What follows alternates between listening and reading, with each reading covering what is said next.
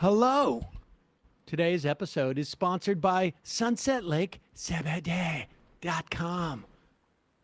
SunsetLakeCBD.com has the best CBD. And you get a 20% discount with the coupon code LEFTISBEST. They have tinctures. They have gummies. They have sour gummies. They have melatonin with elderberry gummies for sleeping. They have bud and keef and pre-rolls. They have fudge and coffee with CBD. All of their products are amazing. I use just about all of them, although I must admit that I had one run-in with the fudge, and then I was like, I can't do that again. Too dangerous. Too dangerous for me. But everything else, I've been using heavily leaning on the tinctures and the melatonin, as folks know, but also the arnica and a CBD rub for your muscles. I use on my eczema. Well, I don't feel uncomfortable saying that. And it works. Check out Sunset Lake. They are a great company. They use integrated pest management. They don't use pesticides. They use organic fertilizer. They use regenerative farming practices, and they are also great movement partners. They've donated over $25,000 at least over the past couple of years that we've been involved with them, supporting things like strike funds and soup kitchens and Innocence Project and Give Directly and refugees, on and on and on. They're a great company, mostly employee owned, and you can't go wrong. SunsetLakeCBD.com. Check it out today. Left is best. Gets you 20% off. And now for the show that they sponsored. The Majority Report with Sam Seder, where every day's Casual Friday. That means Monday is Casual Monday. Tuesday, Casual Tuesday. Wednesday, Casual Hump Day. Thursday, Casual Thurs. That's what we call it. And Friday, Casual Shabbat. The Majority Report with Sam Seder.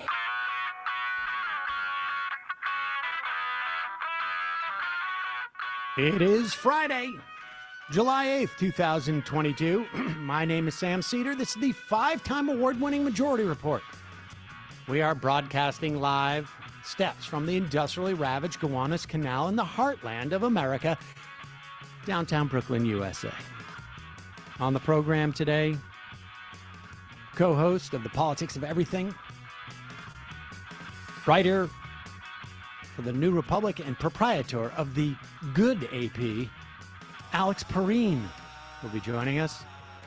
And then we'll be talking to my old friend Lizz Winstead, who has been working on reproductive rights issues for years. Got an event coming up now more than ever. We need to support these type of organizations. Meanwhile, California will start making insulin for Californians. No word on whether they'll be selling it nationally, but we will have more on that. Former Japanese Prime Minister Shinzo Abe assassinated. Biden to announce some pretty useless executive actions on abortion rights. And despite Fed actions, 372,000 new jobs created in June. Unemployment still at 3.6. Derek Chauvin sentenced to 21 years in federal prison for violating George Floyd's civil rights. Wisconsin State Supreme Court disallows ballot boxes. Trump White House counsel Pat Cipollone to testify privately to the January 6th committee today. Elon Musk, once again, trying to slink away from buying Twitter. Lindsey Graham now asserting that he doesn't have to pay attention to a Georgian grand jury subpoena. He's trying to hide shut himself in a closet to avoid. Yeah, you saw where my mind. You guys watched me doing that. Will you go there? And you did. Yeah.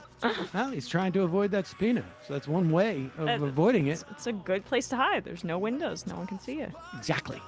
Democrats reviving Medicare drug negotiations and rolling back some of Trump's tax cuts in a little dance with Mitch McConnell. All this and more on today's Majority Report. Welcome, ladies and gentlemen. It is Friday. Oh, God. It's Casual Friday. Emma Vigeland? Yes. You actually look a little dressed up today. Do I? Yeah. This shirt was like The only one that was clean? $15. No. Okay. No, I have one of it in another color, and I just decided to invest in another. Okay. But it's not. I'm wearing jeans. That's my system. As I do every day. Yeah, right? Just multiple of the same cheap article. Although black kind of messes with the camera, although I think I fixed it for the most part. I think it's okay today. Yeah, it's all right. Yeah. Anyway, hi. Hi. I got a couple of funny IMs already. Oh, do you still have that one that I didn't get to read yesterday? Someone sent in, and I wanted to give you credit. When we played the Dark Horse clip, we went off air, and I saw the IM as soon as we went off air. They said that Dark Horse is NPR in the streets, Fox News in the sheets, something like that. Yeah. Exactly. I'm butchering it. It was so good. So good job, IMer. Sam Guzzles Buckets. Oh, God. Says you were out yesterday. Abe was killed yesterday. Coincidence? Yesterday, maybe we'll talk about this. Maybe I didn't even bother to pull a clip. These guys didn't even know about it. I went on to a Twitch streamer's named Destiny's program because he had taken issue with the last video that we did about Kyle Rittenhouse, where I said multiple times that he killed two people because he killed two people, and I think the reason why we were talking about that, no, I do know the reason why we're talking about it, because he's doing this, he's monetizing it now. He's monetizing the killing of two people and the shooting of one. And I find that abhorrent. I mean, it's not inconceivable to me that someone could, a kid his age who, geared up to go, patrol Kenosha on his own, makes a mistake, a series of really bad decisions because he's young and kills two people. He was found not guilty of murder by way of self-defense because they were coming at him. But nevertheless, he did kill two people. And, there's two ways you can react to that. One is you can sort of examine the choices you made and, vow to do better so that you don't, or you could monetize the fact that you killed two people and ended their lives. And so, we took issue with that. And then just before I went on, somebody had sent the clip. I didn't realize he had done a clip about the video that we did where Destiny had suggested if the races were different, I would have been so excited to cheer on that person that I would have guzzled buckets of that person's Okay, bodily fluid. Yeah, but not pee. And I took issue with that. Not the least of which because I say everything in moderation. I wouldn't buckets of anything. I wouldn't. You would do a tasting first. It's just moderation. But then the other issue is that I've been doing this for 18 years. I don't know if there's ever been an occasion where we've had protesters, even if they were violent, protesters. Like, for instance, if a black person had taken a gun and shot people in Charlotte, which, Charlotte marchers, Charlottesville marchers, he was, the idea that I would cheer that on, I found a little bit, both incorrect and sort of exactly what he claims that we were doing by mentioning that Kyle Rittenhouse went from a different town into Kenosha. Seems kind of pedantic. Well, the idea is that you're framing it like he doesn't have a connection to that community.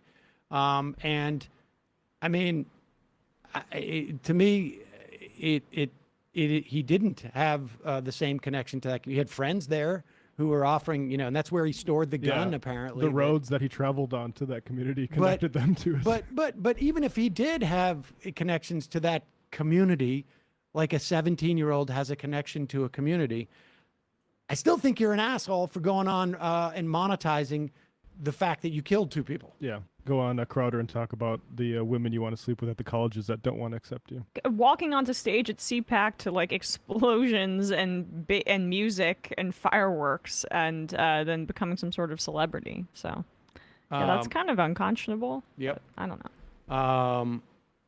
I'm going to watch that debate. Nick in Japan says, some things I want to say about the assassination of Abe. Conservatives will say this is proof that criminals will find a way to get a gun no matter what. But this guy's painstakingly homemade gun was only able to get 2 shots off and kill 1 person, after which he was taken down by unarmed security. If this were America, 5 people would be dead. Also, this one shooting is shocking on the level of American school shootings, not because it's as common as school shootings, but because it isn't. It's just the overall feel. Yes, yeah, good well point. put. Couple other sort of house cleaning things before we get into stuff. It has come to my attention that our Discord at majoritydiscord.com now has over 6,000 members, Wow. which is nuts. We love the Discord. And I just want to do a shout out to some of our moderators there.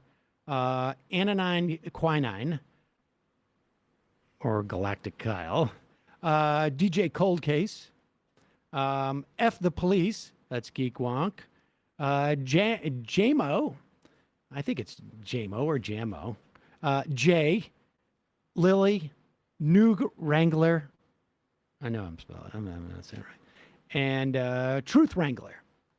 So thank you, folks. That community is growing leaps and bounds. And I want to do a shout out while we're here, because I can't, you know, sometimes like Saul will say, who do you love better, me or Mila? And I will say, I love you equally. But I may have my fingers crossed, but I would never tell them who I favor. But I want to say shout out to our moderators on YouTube too, Kennedy Crouch, MIDI Doctors, and Bob Carmody, M. Toussaint. Thank you so much. Really appreciate it. You guys are creating really great communities. And lastly, there is Rashida Tlaib has introduced a measure that would curb the ability of the Espionage Act to prosecute or persecute dissidents, whistleblowers, and publishers. And so you can... We'll put a link. I put that in our IM, Matt. We'll put a link into our podcast and YouTube descriptions where you can sign on to help support that endeavor. It is an Amendment 617 to the National Defense Authorization Act, and it's going to make it much harder to prosecute national security whistleblowers, whether it was Daniel Ellsberg, Manning, Snowden, Hale. Don't know what it would have done for some of the earlier ones, but I suspect, you know, that is not what the Espionage Act was supposed to be about. Okay, let's get to this. This is a big deal in my estimation, you know, if it happens. And I don't know, I think it will happen. But here is Gavin Newsom announcing that they're going to spend $100 million in the budget In California. in California to produce insulin. And the closest we've gotten to this is the VA will do this with a couple of generic drugs if there's a shortage. They never talk about it because there's no one, no one who's doing that. It's in their interest to publicize it because they don't want to, they want to keep their head down. And if I remember correctly, Elizabeth Warren had a proposal to also have the government produce some generic drugs if there was a shortage. But no one has come anywhere close to, we're just going to take this one class of generic drugs, insulin, that was actually designed with trying to keep it generic in perpetuity, I think, by the Canadian who developed it. And this is, it's a 100-year-old drug, I think it is now. And this, I think, is a big, big deal. Listen to this.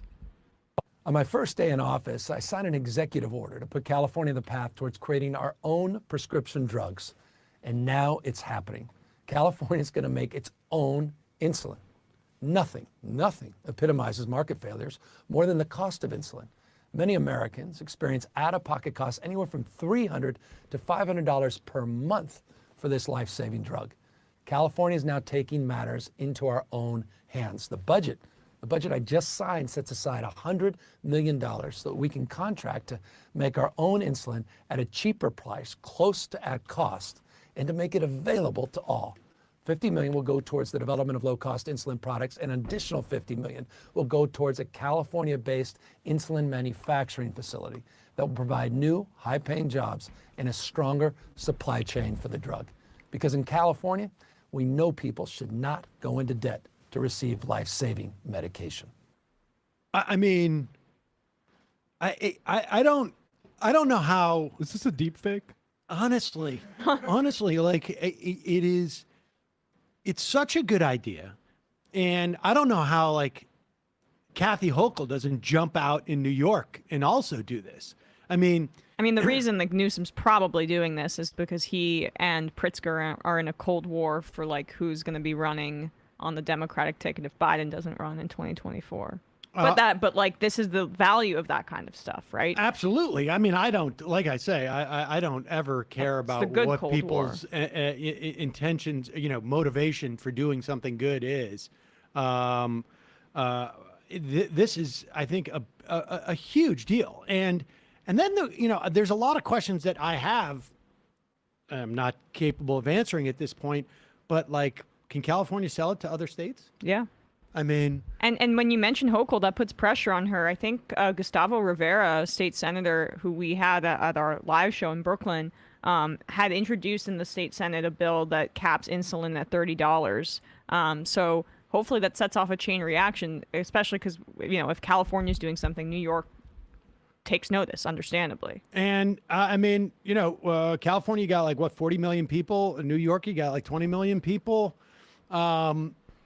You start producing insulin for them, and then if it's possible, I don't understand why the state wouldn't be able to sell at state lines. It's not like I don't know what the analogy would be, but I'm sure there's some state-produced products or something. Fees. I mean, you sell fee. I guess maybe that's because you're doing those activities. We have protectionism against our own state produced goods, like between state lines, would be wild. Well, that would be great because it would mean other states are doing it.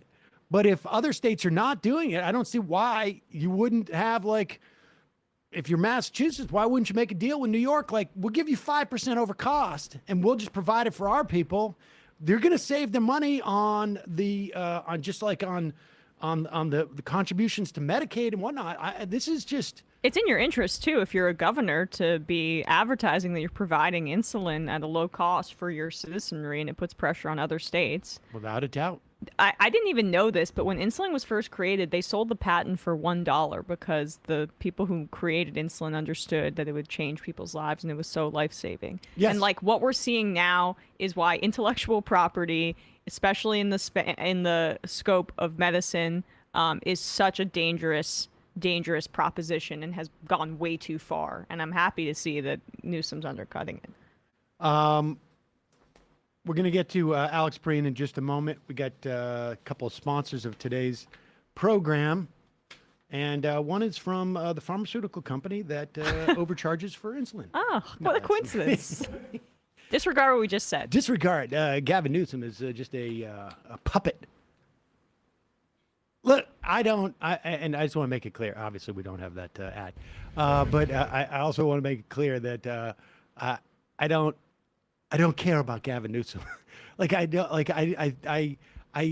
have been at times surprised by how I think effective he has been in some things as governor, other things not so much. But I don't care. This is a good policy. Yeah. And anything that encourages politicians to do good policy, I think is good. Speaking of good things, we've had Professor Eddie Glaude on this program many times over the years. I think I started interviewing him, I think back in the Air America days. And he's got a podcast out. There will always be something distinct about our present day, yet, as you know, history haunts us. American democracy is at a crossroads, and we have to decide who we really are as a nation. History is Us, an important 6-part documentary podcast series hosted by award-winning Princeton University professor Dr. Eddie Glaude, journeys back to face the truths about race at the heart of the American story, from the aftermath of the Civil War, the mid-20th century struggle for freedom, and the election of Barack Obama, the current-day racial reckoning. History is Us. Ask us questions about who we are as a nation, what race might reveal about our current crisis, and where we go from here. Through the voices of distinguished historians and scholars, this limited series gives listeners the background and education to understand how we got here and how we can all use history to clarify the choices before us. Listen to History is Us, a presentation of Shining City Audio, C13 Originals, and Jon Meacham Studio. It's available now wherever you listen to your podcasts. Also, one of our sponsors today is offering a free trial at aura.com/majority. You're going to want to check out this free trial because do you know what the fastest growing crime in America is? I know you guys do because you've heard me do this ad before. I don't know if you guys know, but I'm talking about identity theft. It happens to 1 in 20 Americans. It's been surging and it affects millions of Americans.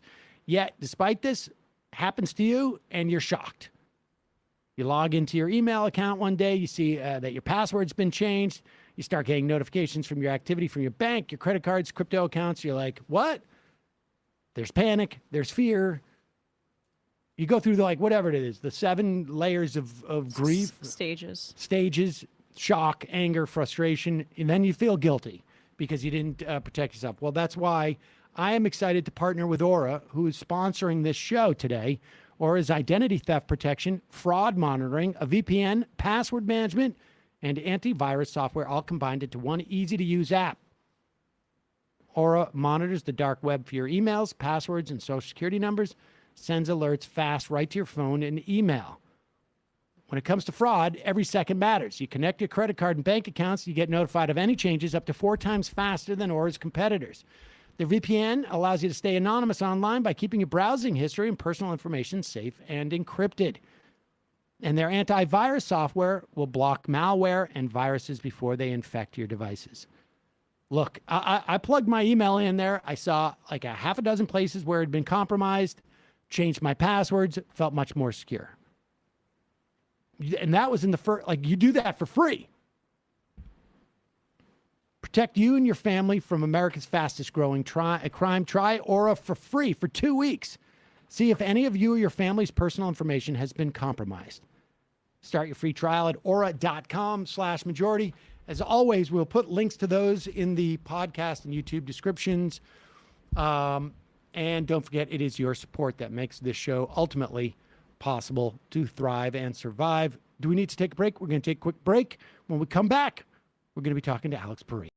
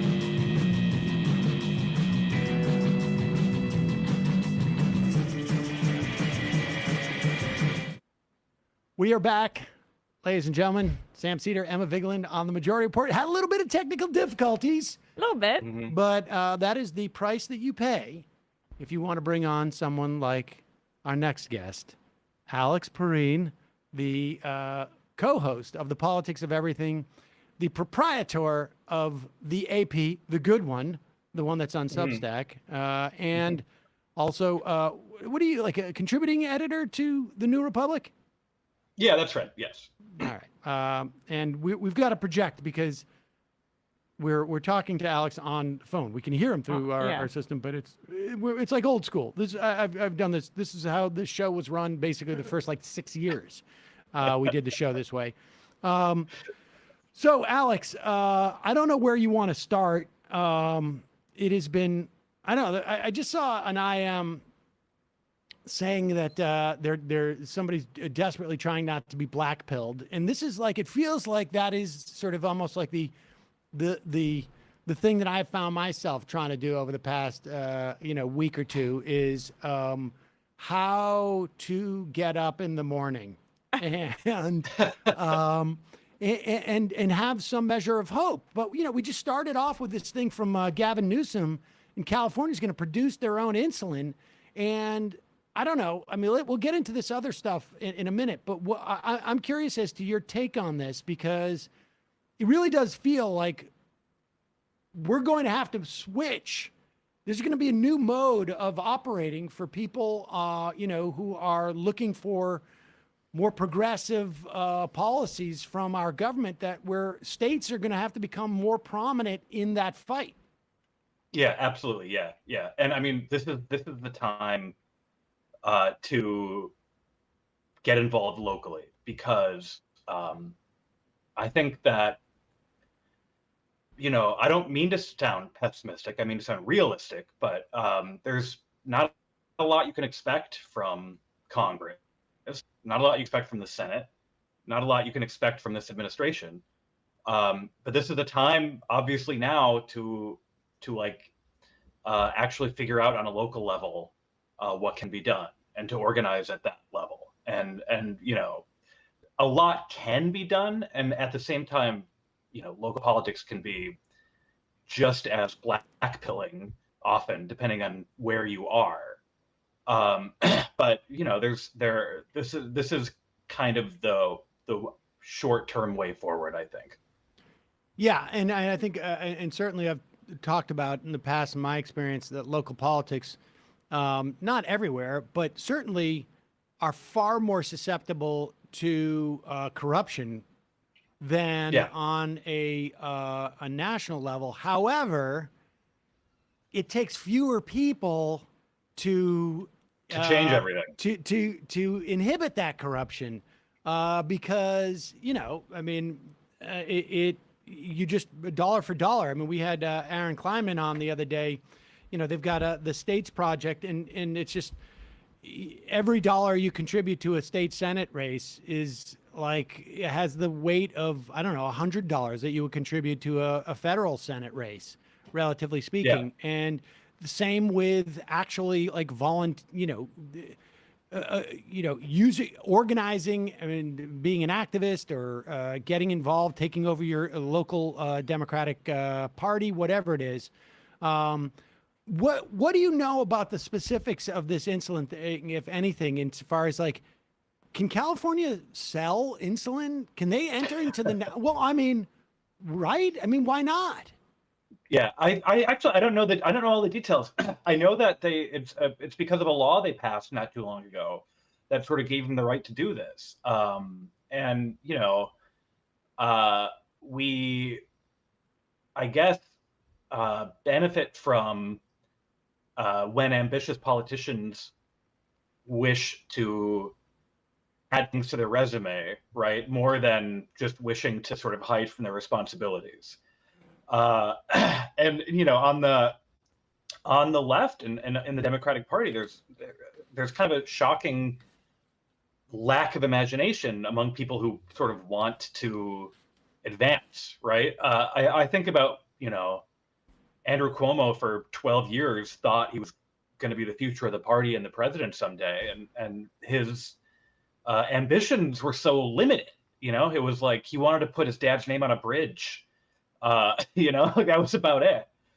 So I don't know. I do think that like we have a generation of, in blue states, these Democrats who actually might want to use some of the power they have to do stuff. But like the insulin thing is a great example of like, we could have been trying this. We could have been trying this kind of stuff already. Yeah. And I think Newsom is going to, you know, hopefully we get into some type of arms race where every Democratic governor is trying to, you know, create their own sort of like marquee program that they can.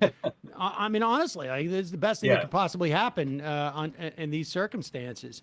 But let's talk about somebody who is still, I think, sort of stuck. I mean, and you say Cuomo. Not only did Cuomo not like Cuomo's ambition. Not only was Cuomo's ambition constrained, I think it's more accurate to say like his ambition was to constrain. Yeah. Yeah, Like, that's right. like he set out to make sure things didn't happen. Not that he didn't have an ambition, sufficient enough ambition to make things happen. He set out to inhibit anything that would happen. And it is, you know, like it is, I hope somebody takes a poll and, you know, a national poll and Gavin Newsom like is got a huge approval rating and people want him to run for president. So that, you know, Pritzker, you know, says like, well, wait a second, maybe I'll do that. And then Kathy Hochul does it and so on. But let's talk about somebody who's not doing that. I want to just read the first paragraph. This is from an AP report, not the good AP that you do, but this is from the more boring, less insightful AP. Facing pressure, Biden to sign order on abortion access.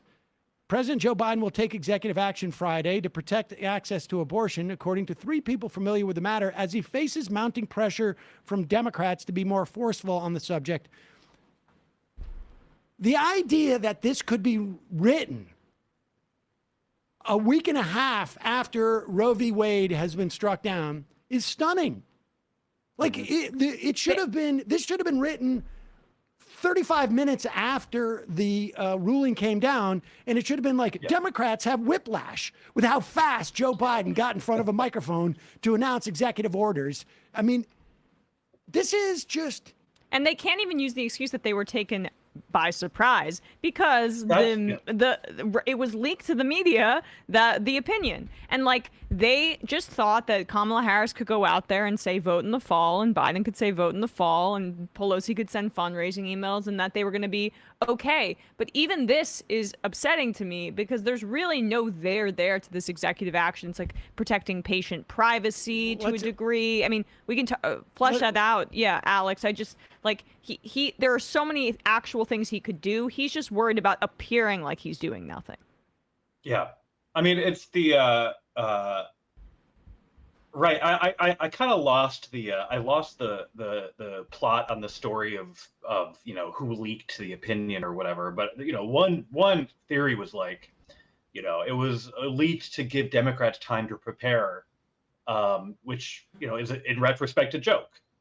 You know, like that if that was the intention, it didn't really work. I mean, it really, when you hear reporting that like Deborah Messing is like, why did we elect you? It's I don't understand. Like I understand what's going on with Joe Biden because he's been a very he has not been a huge friend to reproductive rights for most of his career. And politically, I think he is used to a world in which a politician like him has to triangulate on it. You know, he's whatever. He's a East Coast Catholic machine guy or whatever. But, you know, I just don't understand the White House being so flat-footed on this. And this idea that they can still just sort of say Roe is on the ballot when it's not. It's just gone. It's not on the ballot. Like, I don't know. I mean, I actually, they feel sort of disconnected from political reality in a way that feels. And if Roe is on the ballot, right? Like, then what are you proposing that is on the ballot in regards to Roe? Because all I hear from the Biden administration is what they can't do. They can't put abortion clinics on federal lands. They can't even entertain expanding the court. Like, if you want to create an urgency for Roe v. Wade on the ballot in the fall, then you have to propose something related to Roe v. Wade. Yeah. And the lack of specificity is I don't even think that, you know, I think that they say, like, they've gotten a little bit more specific when they're like, you got to give us 2 more senators, right? Give us 2 more senators is the new line. But they can't even say what they do then, especially about the court, because they've already preemptively ruled out any fundamental reform to the judiciary. I mean, I guess if they got 2 more senators, they would presumably be able to get a filibuster carve out for whatever they're going to pass. But this is, I mean, what I find just so shocking about this is, like, it is as if they are all Rip Van Winkle. Like they just have, like, I get it. They cut their teeth at a time where it was different, but, like, is there no one in the White House? Is there no advisors there that are like, hey, this is a big deal to people? And I am perfectly willing to accept the possibility that they don't have the authority to rent out federal offices to abortion providers in these states. However, I would say all the more reason to do it and have the courts stop you. Like, what are you trying to communicate to people? And if you're trying to communicate to people that the courts have been taken over, we need senators to put more courts in, then you take this, like, you need to force the issue. It may be the case that they don't have the authority to do this, but they certainly have the physical capacity to do it, and then have the courts shut them down. And and their reluctance to do that, they still think this is a losing issue. There was a poll that taken in the 19th district. I pay a lot of attention to that in New York State. It is a +5 Biden district that is going to change slightly to a 4.5 +4.5. But in an off-year election, that means the Democrat is going to lose, probably. It's a purple district. It has had a history of going back and forth. And when they polled, and the guy's down by like 3 points against a very odious Republican. I think this candidate who's running is a decent candidate, actually. And when they poll, they take another poll with the Republicans' abortion stance and the Democrats' abortion stance, the guy's up by 6 points. And this, I mean, there's no more, like, evidence that you need.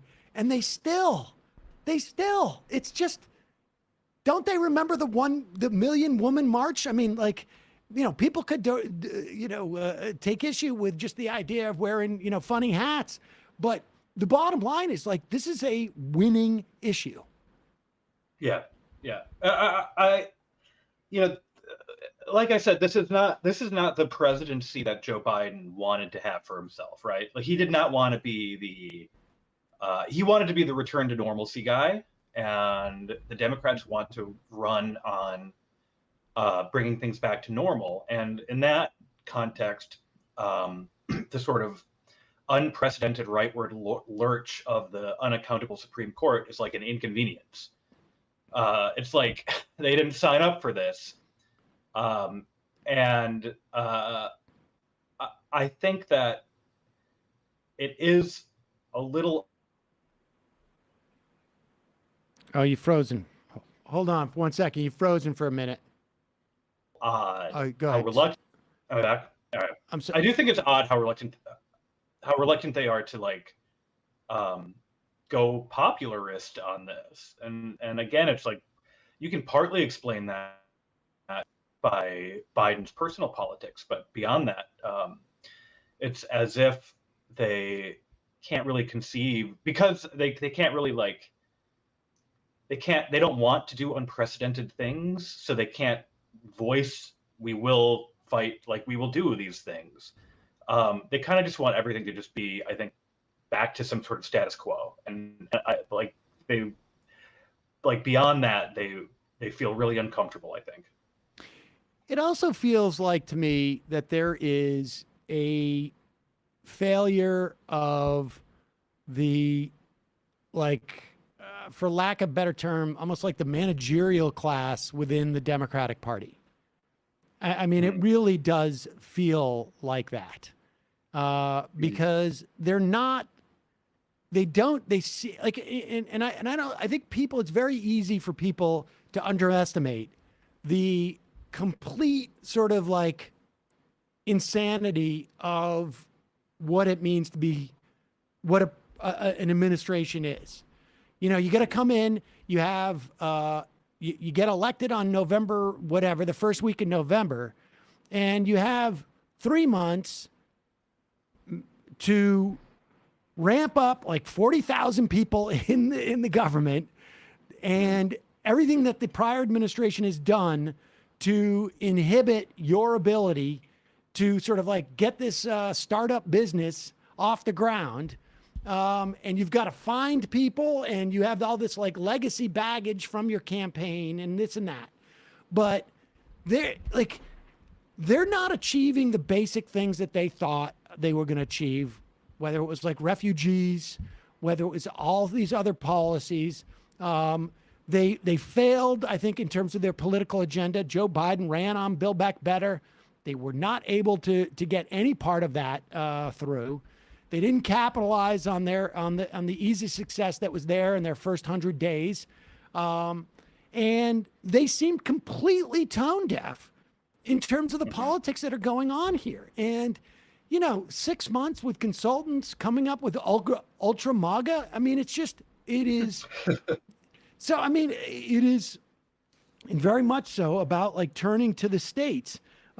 We should say that in the Senate right now, I don't know how much you've been following this, but supposedly Schumer is negotiating again with Manchin. They supposedly have figured out, some agreement on a rollback of some of the Trump tax cuts that would, for people making over $400,000 a year, bring back the 3.8% tax that would go to Medicare through pass-through entities.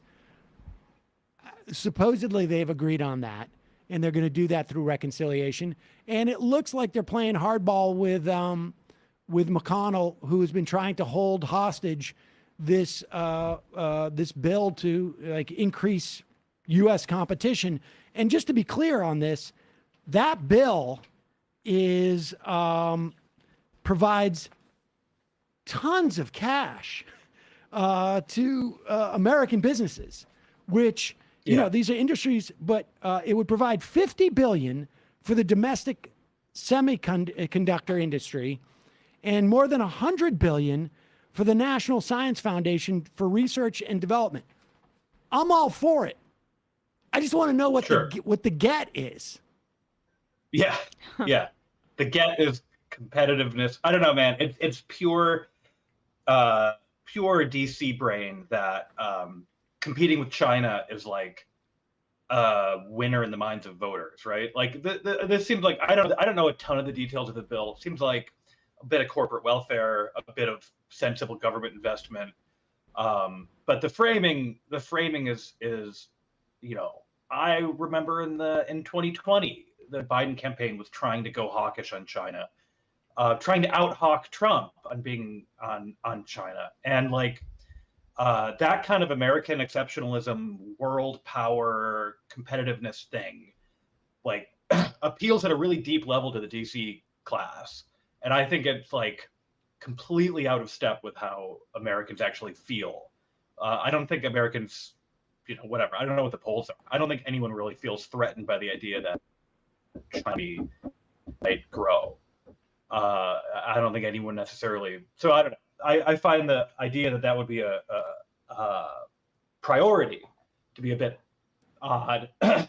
Well, I think there's something to be said for like we should have our own semiconductor totally, yeah, manufacturing. I I mean, we agree. saw it in terms of what it did to cars, what it did to computers. You know, Matt couldn't get a new gaming system, but it's almost like they're afraid to sort of like sell it in the way that would be most palatable to Americans, because it sort of begs a question. Like they could say like, we're going to partner with industry to make Right. sure that our supply lines are strong and that we're providing high quality jobs in this country. But as soon as you start saying that partnering thing, people are like, well, wait a second. What does this partnership entail? Like, we're investing the cash, and in business, like if people invest the cash, they get a return. It's not like you're doing us a favor to profit off of like hiring people to do the work in your factory that we paid for. Like you need those people. That's how you profit. You're getting profit off of those people's work. Like we should be getting some kickbacks here. We should be like returns on our investment. And you know, like this, it is as if they want to keep intact the idea that government doesn't create jobs, that that, you know, you're talking $100 billion for the National Science Foundation for research and development. Why not? That's why the drug companies need all these profits, because Why do they need patent protection for the drugs that'll be developed as a result of this, right? I mean, this type of stuff, It's like, pure, I mean, I think these type of bills, I don't have a problem with them, but they need to be, but we need to get returns on this money that we're invested. Like we need to own, as a society, if we're going to pay for part of it, we need to own this stuff. And if that means no patents on this stuff, or it means, you know, a cap on the profits you can make, or shared profits, or whatever the mechanism is. But they try and make it about competing with China because they don't want to sell the part and let people know that you didn't build that. You know, we built this as a society. And so we should be getting the benefits of that, which means like you can't sell these products at a 100% markup or whatever it is. There's something like, I think what this kind of policymaking actually sort of underscores is how fragile this ideology is. This belief that the market is the most efficient way to allocate investment and resources, and that like the government planning, we have to be allergic to planning. Like we can't do any planning. It doesn't show the strength of that ideology. It shows that like they're so scared of how weak that idea is that they can't admit that they want to spend a lot of government money to direct investment to create public goods. But like you're not allowed to say that. Yeah, and the fact that it's requiring, in order to spurn the kind of innovation that they fetishize, like or spur, right? Whatever one, to create the kind of innovation that they fetishize, it requires this kind of government investment, undercuts the mythology that market allocation is the most efficient way to distribute this. Yeah. It's fascinating. It's gone through 3 different names. The Endless Frontiers Act. Oh boy. I'm surprised that didn't get more traction. The Competes Act, and the United States Innovation and Competition Act. Now, at the very least, that one, at least the U.S. innovation, it gets to like it gets almost there. But this isn't about. This is not about competition. This is about having a durable set of supply lines. It is about creating jobs, and it is about helping industry. It is about making up for the failure of market incentives for developing things that we need. With a little bit of also complete jingoism and like a total disregard for the fact they're capitalizing on racism towards Chinese people in order to get bipartisan support for this kind of legislation. this is what I meant by the politics of this being so bizarre to me, is that they think they need the jingoism to sell the investing. And it's like, you can just say, we want to spend a ton of money on jobs and making stuff. Like, you don't need, the sales pitch for that is, we want to spend this money on doing that stuff. I don't think you need you don't need the jingoism to get it like over the plate. Well, who do you think the jingoism is directed at? I mean, because is it to sell it to the American public? I don't think the American public has any part in this whole transaction. No, I don't think you're right. I think you're right. Yeah. I think it's to sell it to it's to, sell it to members of Congress. I mean, Fox News talks constantly about like China's leaving us behind. Like the Biden administration and like the Democratic leadership, as we've seen, are overly preoccupied with like what Beltway media, and that includes Fox News, is saying about their agenda. Well, I mean, if they were really concerned, they'd be building some high-speed rail right now. Yeah. Let's expand some metros around the country. So we just have a couple more minutes left here, but give us a sense. I mean, because I think this is going to be the summer of sort of sad discontent. Although again, like the insulin thing, I feel like I'm gonna try and dine on that for weeks just to keep me from crying. But what do you have what is your sense of where we're going to be?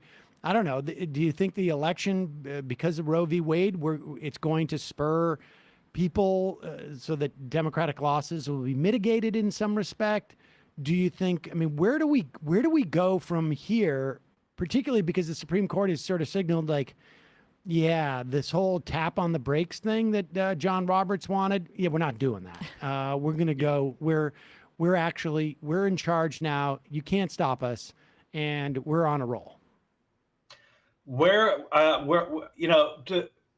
To some extent, I actually suspect that losses for Democrats will be less bad than they would have been absent the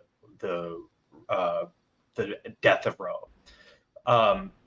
Which is kind of a cynical, it's a little bit of a cynical attitude, but I actually think it will juice turnout with women and suburban and educated women in particular for Democrats. But I don't think that's going to be enough to prevent the loss of at least one chamber of Congress. And then at that point, what we're going to see in the next few years is just this really stark divergence in how different places in America are governed. I think a lot of sort of liberals in government are not really prepared. A lot of Washington people, especially, are not really prepared for how much these places will diverge in terms of like how they're governed, how their elections are run, who's allowed. I've already said like it's a joke to say we have to protect democracy in the sense that like Wisconsin is currently not a democracy, and it hasn't been, and no one has a plan to make it a democracy. And I see that problem getting worse until someone figures out a way to get democratic reform done nationally and state by state. I feel like we're, this era and the Democratic Party, at least, is like particularly ill-suited for this transition. Because, when you say like we're going to see divergence in the states as to how they're governed, on some level we're not. Because like there's so little reporting now in terms of like, relative to like where it was 20 years ago, in terms of how many reporters there are across the country doing local news. On some level, we're not going to know. And that's absolutely true. Yeah. And that's scary. It's scary. And we also have a Democratic Party that has been so focused on a federal sort of strategy that, the two-term president, Democratic president in this century, basically shut down the DNC's 50-state strategy. It was so devalued.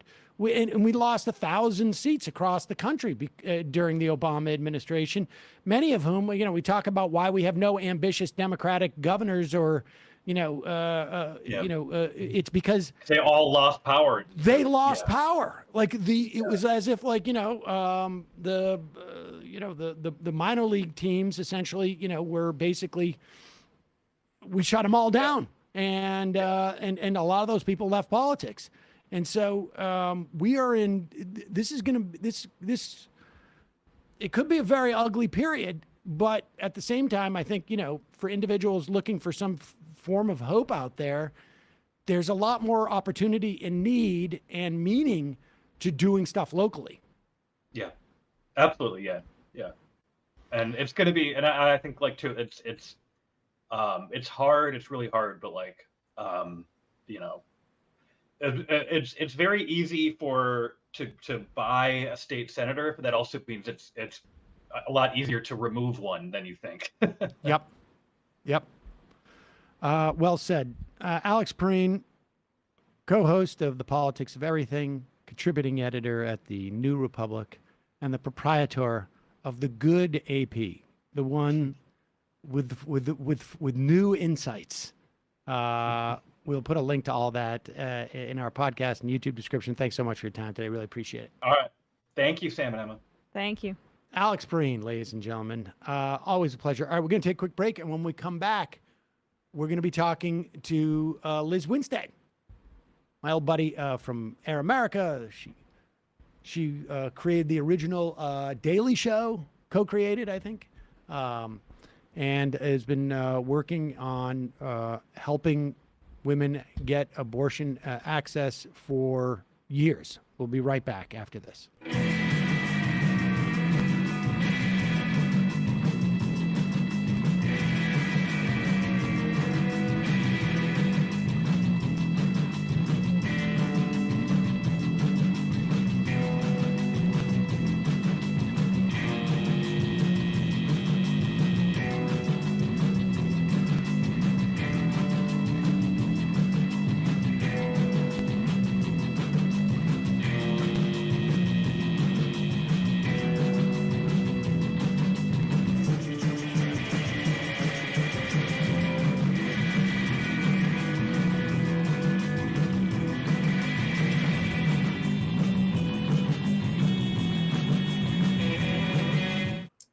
We are back. Sam Seder, Emma Vigeland on the Majority Report. It is Casual Friday. Joining us now, my old friend from back in the Air America days. Well, really, actually, even Boston days.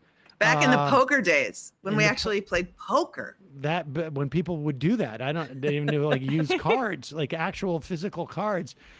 She's co-creator of The Daily Show and founder of the Abortion Access Front. Lizz Winstead, great to see you. Thanks for being here. Oh, so glad to be here and talk to you. It's crazy.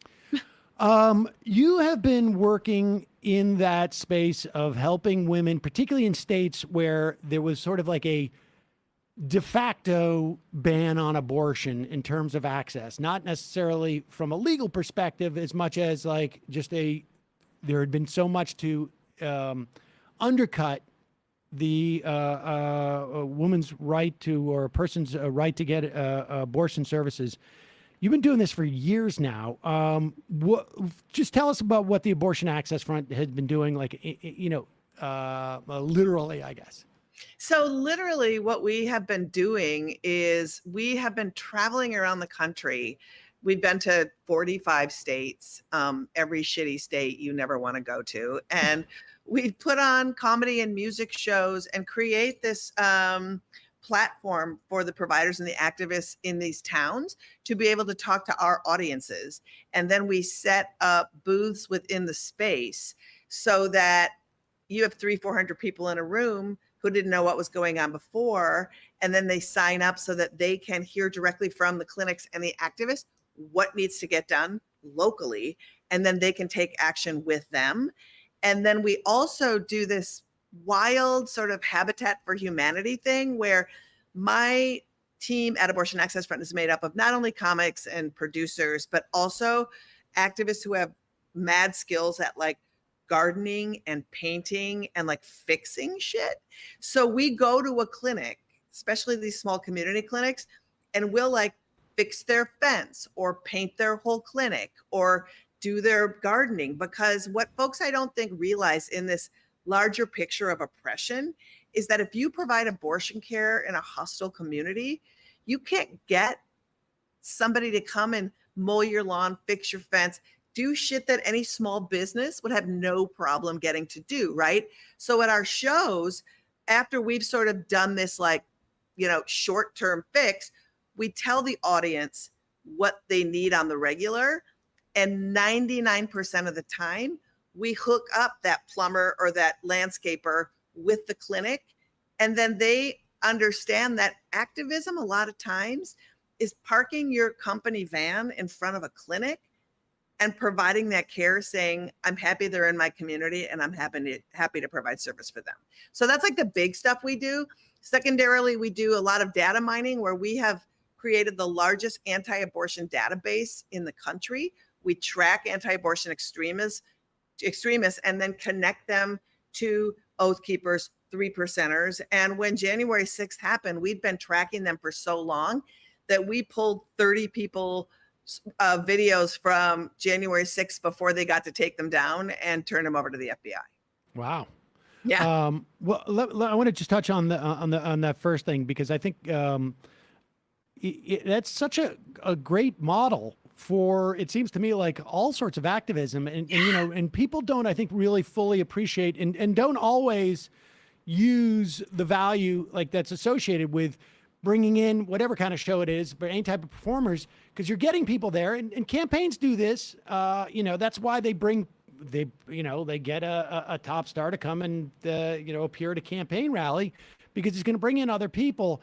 But the way that your organization has been sort of like creating mini organizations, essentially, like these mini mutual aid type of situations, is really fantastic.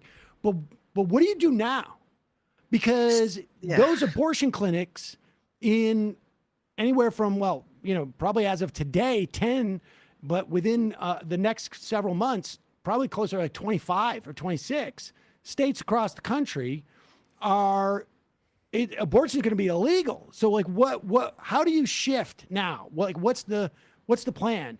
Well, the ping ponging is really intense, Sam. And like, even in the states where it hasn't fallen yet, doctors are terrified to provide care. If there's any kind of bounty law in place, the abortion funds are terrified to help fund people. So there's clinics like Whole Women's Health, which is an incredible clinic. And I have to say I'm on the board, so as I plug, but they are the ones that brought the lawsuit. They are in Texas and they're in 6 other states. They're fundraising now to open a clinic in New Mexico. There's a clinic in Bristol, Tennessee that's moving to Bristol, Virginia, which is one of those dividing lines within the middle of the city, moving over to Virginia, which is for now a safe state. North Dakota, moving to Minnesota. So those things are really happening, but people are also skittish to provide care to somebody who's coming from a red state to a state that provides, because they don't want them to go back to their state if they take medication abortion, because could they be liable? They don't know. So it's a mess. So what we do now is, a couple of things. I think that what we're doing actually is we want to have people understand all the ways that you can help right now, whether that's volunteering or fundraising for an abortion fund or a practical support fund. And those two things are different. The practical support folks are the ones that fund everything but the abortion, the travel, the lodging, the childcare, all of that. Those two things are going to be crucial. And how they need to expand their activist bases is for them to decide. And as this is all unveiling, they're going to have a lot of information to help out, right? How do we actually deal with our state legislators, because it's just, let's be clear, Sam, the platitudes. I'm way more mad at the sort of complacency of Democrats and liberals than I am about the, anti-abortion White Walkers that we know exist, right? It's like, it's been so hard to convince people, politicians who are Democrats who say they're pro-choice, to actually fundamentally understand the humanity around denying somebody medical care that determines how they determine their life, like for real, and they don't fight for it to the necessary level that it deserves. So there's a re-education process right now so that people will actually not only just say, I'll back shitty laws, but I will actually create abortion forward laws. And so, helping people really understand how to lobby and how to actually talk to politicians and demand of them that they need to vote on abortion care and reproductive care as though it's a civil right, because it is. And then really helping people take out into the streets and do effective direct action. Our movement has started to really groundswell with Abortion Access Front and organizations like Shout Your Abortion and Thank God for Abortion. If you'll notice, they all have abortion in the title because saying abortion's crucial, but really developing direct action organizations that have that act up feel, where you are taking action that matters, that you are calling out the people who are being the most oppressive, centering the bad guys rather than yourself, so doing that kind of stuff is really key. And then letting people know about where all these places exist, because the one thing that can be really harmful with doing abortion in general is if you provide care or try to fund abortions, you get death threats. Full stop. That is your jam, right? And so don't start something on your own. There's tons of really cool organizations doing the work. But because they're so overwhelmed doing the work, they don't have time to elevate the work. So that's where we come in. The when you say White Walkers, right? It's a funny way to put it, because like there seems to have been, what's most jarring about the grieving process that I'm kind of going through with this is how Democrats for my entire lifetime have been campaigning on, or they haven't said the word abortion, but the leftier Democrats, there's always been an understanding that if we lose the Supreme Court, we could lose Roe v. Wade. This is a precarious situation. And so that's been fundamental to like my political education. But now that moment has come and they're acting like, it's we don't have a plan. Like we haven't been able to see this percolating basically. And that is just such an odd response to me. I mean, I know your organization probably has just so many things in place already because there was an understanding that with this conservative Supreme Court, this was coming. Like, but for local officials in the states that you're operating, Democrats, maybe allies, what has been shocking to you about the I guess the lack of preparedness for we've seen it on the federal level, but on the local level for what we all knew was very likely to happen? Well, it's like our side didn't even figure out midterm elections until 2006, right? Like, forget about it. We were just complacent in off-year elections. And so I think that the state, I don't think people fundamentally understand that the state politics are really where things are happening, and the court system with which they go through before they even get to the Supreme Court is where things are happening. And so I think that the biggest surprise, honestly, and I have been focused on this for 10 years, is it wasn't enough. They're sore losers in a way that, Adam Serwer always says, the cruelty is the point. And I feel like they're almost like zombies who just have a feeding frenzy on cruelty. And then when the satiation goes away, they have to create a new way to be cruel. And so I think I underestimated the cruelty of what this looks like and the hatred of what this looks like. And I think that we all did. I knew that the end goal was retain power and all that, but man, that has been the thing that I think gobsmacked everybody. What what are you guys, or what are you aware of? Is there any organizations out there or any mechanism? I mean, you said you were collecting data on the people who attack these clinics, right? And who are threatening these clinics. But what about the data? There's going to be a whole new class of women now, and people who have uteruses, I guess, who are going to be denied health care for things where the health care would appear to be an abortion or close enough that it's going to inhibit healthcare providers from providing that healthcare. I love this question. And on top of that, also, like the exceptions of a woman's, of rape or incest or of a woman's life, that's also meaningless because, a doctor can't assess whether someone's been raped enough to prove it in a court of law in time to provide an abortion. They can't do the same with incest. And like no one has developed a scale as to what constitutes a threat to a woman's or a person's life such that it reaches the threshold of a non-prosecutable abortion. So there's going to be like, and we could be talking about anywhere from 40 to 100,000 people a year in this situation, maybe more. Well, yeah, Sam, I mean, let's just think about that for a second, right? Some stuff that people don't really think about. For example, in some red states, because of the reporting laws, if you went to your shrink and said, I'm pregnant and I'm thinking of getting an abortion and I really need to figure this out, they may have to report you to the authorities. There are antidepressants and antipsychotic medications that are considered abortifacients because they've been doing studies that sometimes between 2 and 5% of the time, people who are on some of these drugs will miscarry.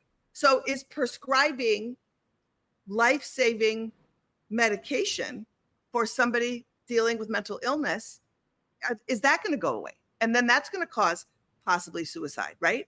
So you think about cancer treatments that would harm the fetus, lupus, arthritis. There's medications that people take where the risk is miscarriage, and doctors are terrified that they're going to be prosecuted and have their license yanked because they prescribe those things. And or go to jail. Right. Go to 10 years, fines. Your whole life's work is gone. We all heard about the 10-year-old in Ohio. You know what people don't think about that 10-year-old in Ohio? If there's abuse, there's a good chance that in cases like that, the 10-year-old is immediately taken from their parents' home and put into the system. If that happened in Ohio, a state that doesn't provide abortion in any case, that child doesn't get the care. That child's under state authority. There and Ohio is not going to bring that child to Indiana to get that abortion care. That is correct. Neither probably would have foster family. So all these things are going on. And we were just talking with Alex Pareene that we have a dearth of local reporting as it is, and which is not to say that would necessarily be picked up by a local reporter. But is there, who out there is like developing the VAERS system, the equivalent of the adverse reactions to vaccines that anybody can go and put their own thing? Who out there is starting to collect these stories? Because, we know about that 10-year-old in Ohio because it happened to hit the news, but it wouldn't shock me if there was 3 others of those cases. There's a jillion. In this past, in the next 30 days, where they're going to be like that, we're not going to hear about.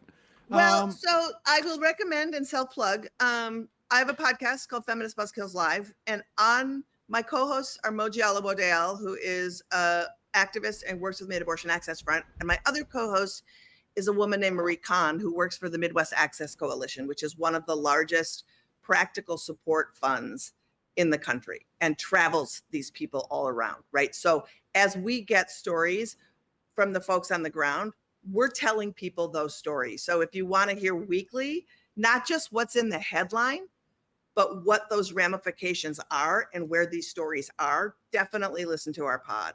The other thing that we're trying to do is we want people to understand where they can elevate and learn and apply their own capacities to this fight, right? Not everyone's going to run for office. Not everyone's going to be able to do things, but there is a myriad of ways that you can actually elevate and help. And so on July 17th, we're doing this massive live stream show where we're bringing the coolest people from around the country to have a series of panel conversations about the different areas that you can activate. And then in between each panel, we're asking people to watch, have house parties. We're giving you a toolkit of things to ask your own selves, brainstorming ways that you can help. And then this is crazy. At the end of the day, we are vetting every single person with Digital Defense Fund and some other security teams to make sure they're not trolls. And then we're going to hook up everybody who watched to where they said their interests lie locally so that we can bring people together. And then we have this, once you've been vetted, we have this live activist calendar that's got national events, but also local events. So you can do a pull down to say, I'm in Toledo, things that I can do within this radius so that people can always remain activated, know who to contact in their community, and they've been vetted by trusted sources. Well, that's amazing. And so, we've had many people, both via the show and calls and IMs, but also in my personal life, people are like, what do I do? And this is a great opportunity to figure out what you can do there. So, and this the cool thing is, it's July 17th. If you can't make that day, we're making the trainings and the toolkits available to you after the fact. You just have to get vetted. And we vet people, and people are like, what do you mean? You have to get my email and social media. Let me tell you, we cannot introduce anybody to be part of this movement unless we make sure that you are not somebody who wants to cause harm. It's really just crucial to know that we just want to find out what your email is and the city, state you live in. And if we can verify you on social media to make sure you're not a bot or not an anti-troll, let us do that. It's the least we can do. It's your shit safe. Very important. I mean, particularly we're talking about, some of the most, vulnerable people out there. And also the intersections, as you can only imagine, Sam, and probably already know because you know so much, but the intersections of anti-abortion extremism and white supremacy, it's a circle, right? I mean, I'd love to come back and talk to you about the kids' violent training camps that they set up to teach kids how to have guns through their churches, all this kind of stuff that we've uncovered. It's a whole nother thing, but it's super fascinating. I would love to have that conversation. I've always contended that that racist folks and misogynist folks do not perceive themselves as I don't like black people. I'm a single issue bigot. Right. Well, they just don't make a distinction. I was saying this in the context of how is it possible that someone could vote for Donald Trump and Barack Obama? Well, it's because they're like, we're not going to have two non-normal presidents in a row. It's just, they're just perceiving other people as being fundamentally different from them. And if they're a white male, that means, if you're anything other than white, and if you're anything other than male, you're on the other team, as it were. And that's it. But, Liz, we're going to put a link to and what site can they go to for more information on July 17th? It's really easy. OperationSaveAbortion.com. You can find out all the information there. All right. We're going to put links to that in the podcast and YouTube description. Liz, great to see you. And so great to see you. Thanks for having me on. I super appreciate it. Thanks. All right, folks. We're going to take a quick break, head into the so-called fun half of the program, wherein we will take your phone calls. We will take your IMs. Will we take our phone calls? Yeah, we probably take. I mean, look. We'll see. We're doing our best. Okay? A lot of news lately. We get into August. We'll be super hot and sweaty in this office. Like, God. Someone tweeted at me something like, "You're always shiny on the show," and it's just because I'm sweating. Yeah, That's why. It's because I'm sweating. yeah. Yep. We have an air conditioning issue, and it's not like, I don't know what we're going to do about it. I mean, I'm waiting on our landlord to fix it. He's a good guy, but you know, these things. It's like a built-in unit. It's a built-in. I unit. have that They're in gonna my have- bedroom, and it's just not working. This thing is not not happening. So I may get Sons of bitches. Yeah, no kidding. I may have to get one of those portable jobbies. But then one of you is going to have to take it home at one point. Will you pay for it? What? I mean, of course I'll pay for it. Okay, then maybe. 646-257-3920 is the number. Again, you are going to have to, caveat emptor. I don't know what else to tell you. Caveat emptor. Go ahead. But voicemails are in. Caveat call. Could ceiling fans help? Yeah, I guess so. And then it would also chop our heads off because it's not that. They might. Installing ceiling fans, I think it's pretty easier to put an air conditioner in. Yeah. Without a doubt. I have a fan here, though. That's helped me. Also, if you want to IM the show, go to majority app.com. Get the app. It's free. And we're improving it. Improvement is happening soon. And we will, you can IM the show. Also, join the Discord, majoritydiscord.com. Or also, and none of these things are mutually exclusive, folks, get subscribe for our newsletter. Every day, Jack and Corey send a brief email so that you can get situated on the top news stories of the day of interest of folks on the left. Eventually, we're going to go to, I think, some type of freemium thing where you get, part of it, or we get a couple of days a week. That's going to happen actually relatively soon, but we're not going to charge very much for it. We just need to break even essentially on the thing. But it's great. People love it. We've got 6,000 people in the Discord. I think we got at least 6,000 people more who read the, signed up for the email. I mean, closer actually, I think probably 12, 14,000 maybe people on that. I don't know. Also, don't forget justcoffee.coop, fair trade coffee, tea, or chocolate. Use the coupon code majority. See you in the... Well, I got a plug. Milton Alamati. Sorry, Matt. I had a great conversation with Milton Alamati on his book Manufacturing Hate about the New York Times. He did a master's thesis where they're like, we're not going to give you all the information of people who covered Africa in the 50s, so why don't you just go into our archives? And he went into the archives and found a whole bunch of letters saying things from those correspondents like, I care more about cannibals than Kwame Nkrumah.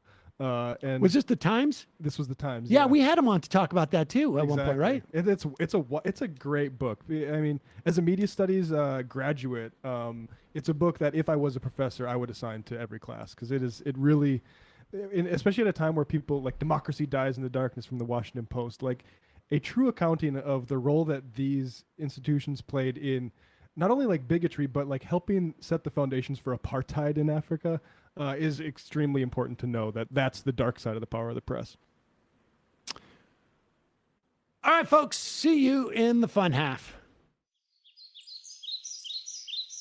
3 months from now, 6 months from now, 9 months from now. And I don't think it's going to be the same as it looks like in 6 months from now. And I don't know if it's necessarily going to be better 6 months from now than it is 3 months from now.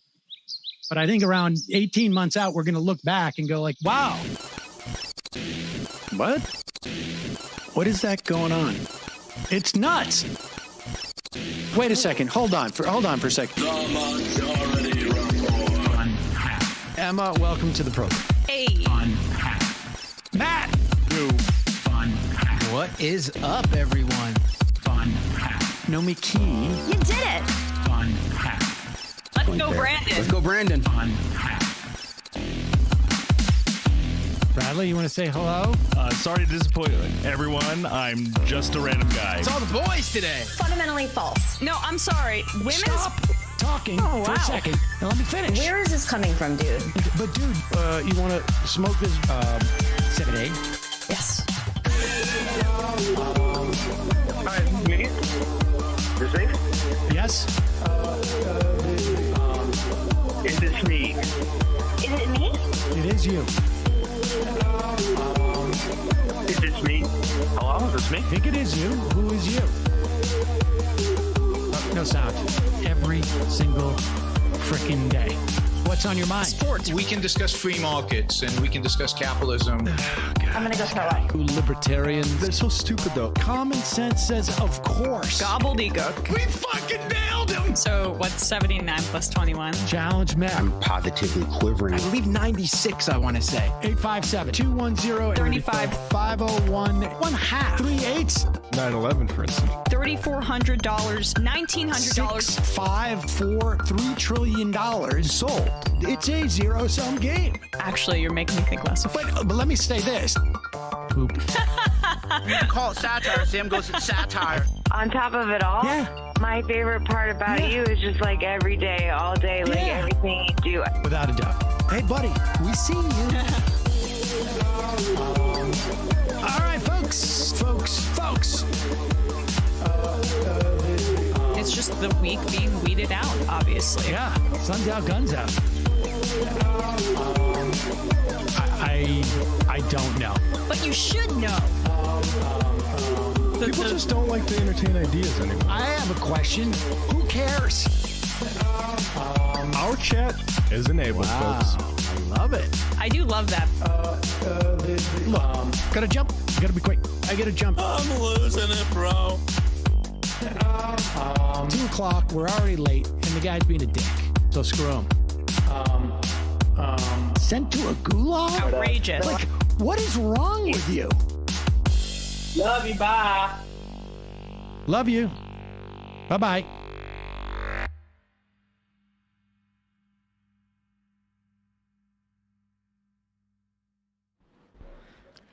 Yes, ladies and gentlemen, welcome. It is the fun half of the program. I just made it back. I saw one IM that I don't know where it is right now, but I feel like I need to just mention it because it was pretty impressive. And that was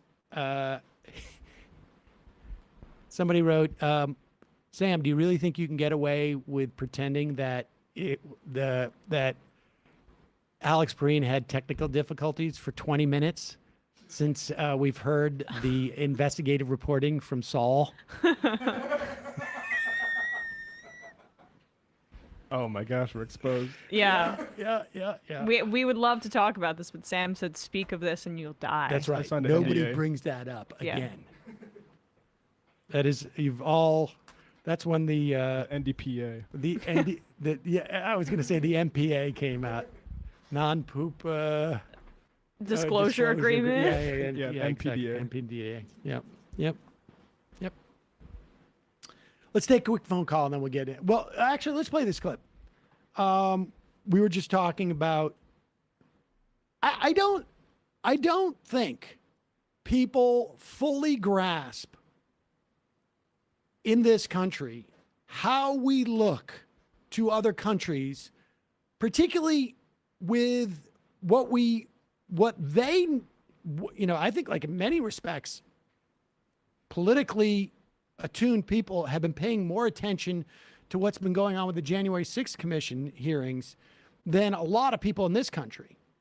And when they look at that, and then they look at the rollback of an individual right that has been an individual right in this country for 50 years, 20% of our history in this country. And they just think that, like, holy cow, man, this country is off the rails. And there is still, I would imagine, an institutional memory of, like, if you could get Donald Trump after Barack Obama, this is a country that is unstable. And they're starting to see which way it's breaking. Here is Irish member of European Parliament, Mick Wallace. A bunker inspector wrote in to say that maybe he's not left wing and he has some issues in Ireland. I don't know enough about his politics, but his commentary here is on point. Yeah, it gives him an opportunity. It's on point. Yeah. And really, it's making the point of just like, this is how outsiders view the country. Regardless of, Who your the political mirror is. leanings Right. domestically. Right. A woman's right to choose is a human right. Why are we so quiet about challenging the US when they threaten human rights? Some people have said in here, oh, we can't be, how dare we talk about the US? Well, we talk about everybody else. Is the US a functioning democracy? Well, let's have a look at it. It costs $2 billion to become president. They have 25% of the total prisoners in the world. They spend over $800 billion a year on arms, which is more than most of the world put together. They've been at war for 250 years since their state was formed 275 years ago. But they can't afford universal health care. They can't afford the 1.7 trillion debt forgiveness for students. They can't afford a program for the 17 million children that go to bed hungry. Is this a functioning democracy? What's your idea of a democracy? Bernie Sanders wasn't even allowed to win the nomination for the Democrats. The Americans couldn't spell democracy. I think there's certainly a significant portion of Americans who could not spell democracy. But it's really hard to make the case. I mean, it is becoming, we're sliding more into minoritarian rule. And that we have gone, like what we have been going through over the past 20, 30, 40 years, 50 years, if you want, is the development of a plutonomy that has now become a plutocracy. We've gone from the enormous concentration of wealth, and it is now, which in and of itself creates an imbalance in terms of political power. But then that imbalance of political power has expanded, and which also continues to feed the plutonomy. And so that's where we are. And it's, regardless of that guy's politics, I have no idea whatsoever, but it gives you a sense of how we look to the rest of the world. So that when we look at like other countries, we talk about the politics is going on in the England UK. or Yeah. going on in India or wherever it is. It doesn't matter. We are exhibiting all of the signs of like the hallmark signs of a dying, bloated empire. We have no way to move the needle on the way our government is funded, except to just increase our military budget. Like we're overly armed. We are underfunded in terms of our social programs. The ruling class is trying to cement a permanent servant class that has wage depression. And there seems to be no way to get us off of this trajectory because the opposition party is led by zombies and the right acts with the respective urgency that a minoritarian party deserves in order, or not deserves, but needs in order to survive. And so that's why they have been so strategic and they've been successful, and it's going to be our downfall. I don't really see anything that's going to change that. Ireland also a fairly Catholic place that protects abortion rights. Can be done. Quebec Labor Report. I would love to hear how Sam navigates conversations about Israel within his family, how he deals with pro-Israel perspectives from people close to him as a secular Jew. I've struggled for a long time trying to understand how people in my family who are otherwise smart, good people involved in their communities can endorse apartheid. I'm also getting tired of it. It's a complicated issue, excuse a lot of Jewish people use to avoid taking a position. I mean, I can tell you that I go in two different modes. One is I don't care about convincing them, and I just argue hard at them, and as a way of saying I'm too, I can't be bothered with you, and so I'm going to just throw all of this at you. But the other way, the way that I try and turn people is accept the premise that it's important that there is a state of Israel, and then say that the actual threat from Israel is American Jews who do not use their political power to constrain the actions of the Israeli government. And I put it on there like where we agree, we want to avoid, we have the same goal. And then I just start to argue with them that the way they're approaching that goal is actually detrimental. And in fact,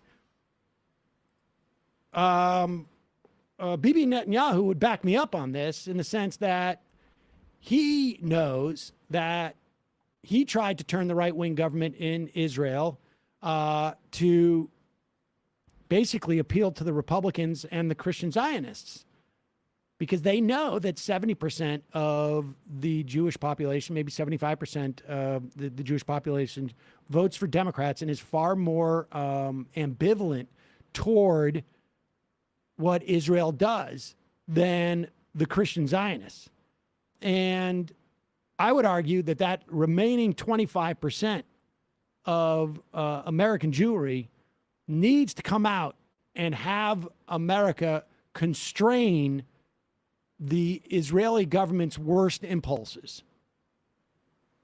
Like, So you frame the Israeli right as an existential threat to Israel itself, which is also I genuinely it's true. believe that. Yeah. I mean, because what's going to happen, I believe, is that in 10 years or so,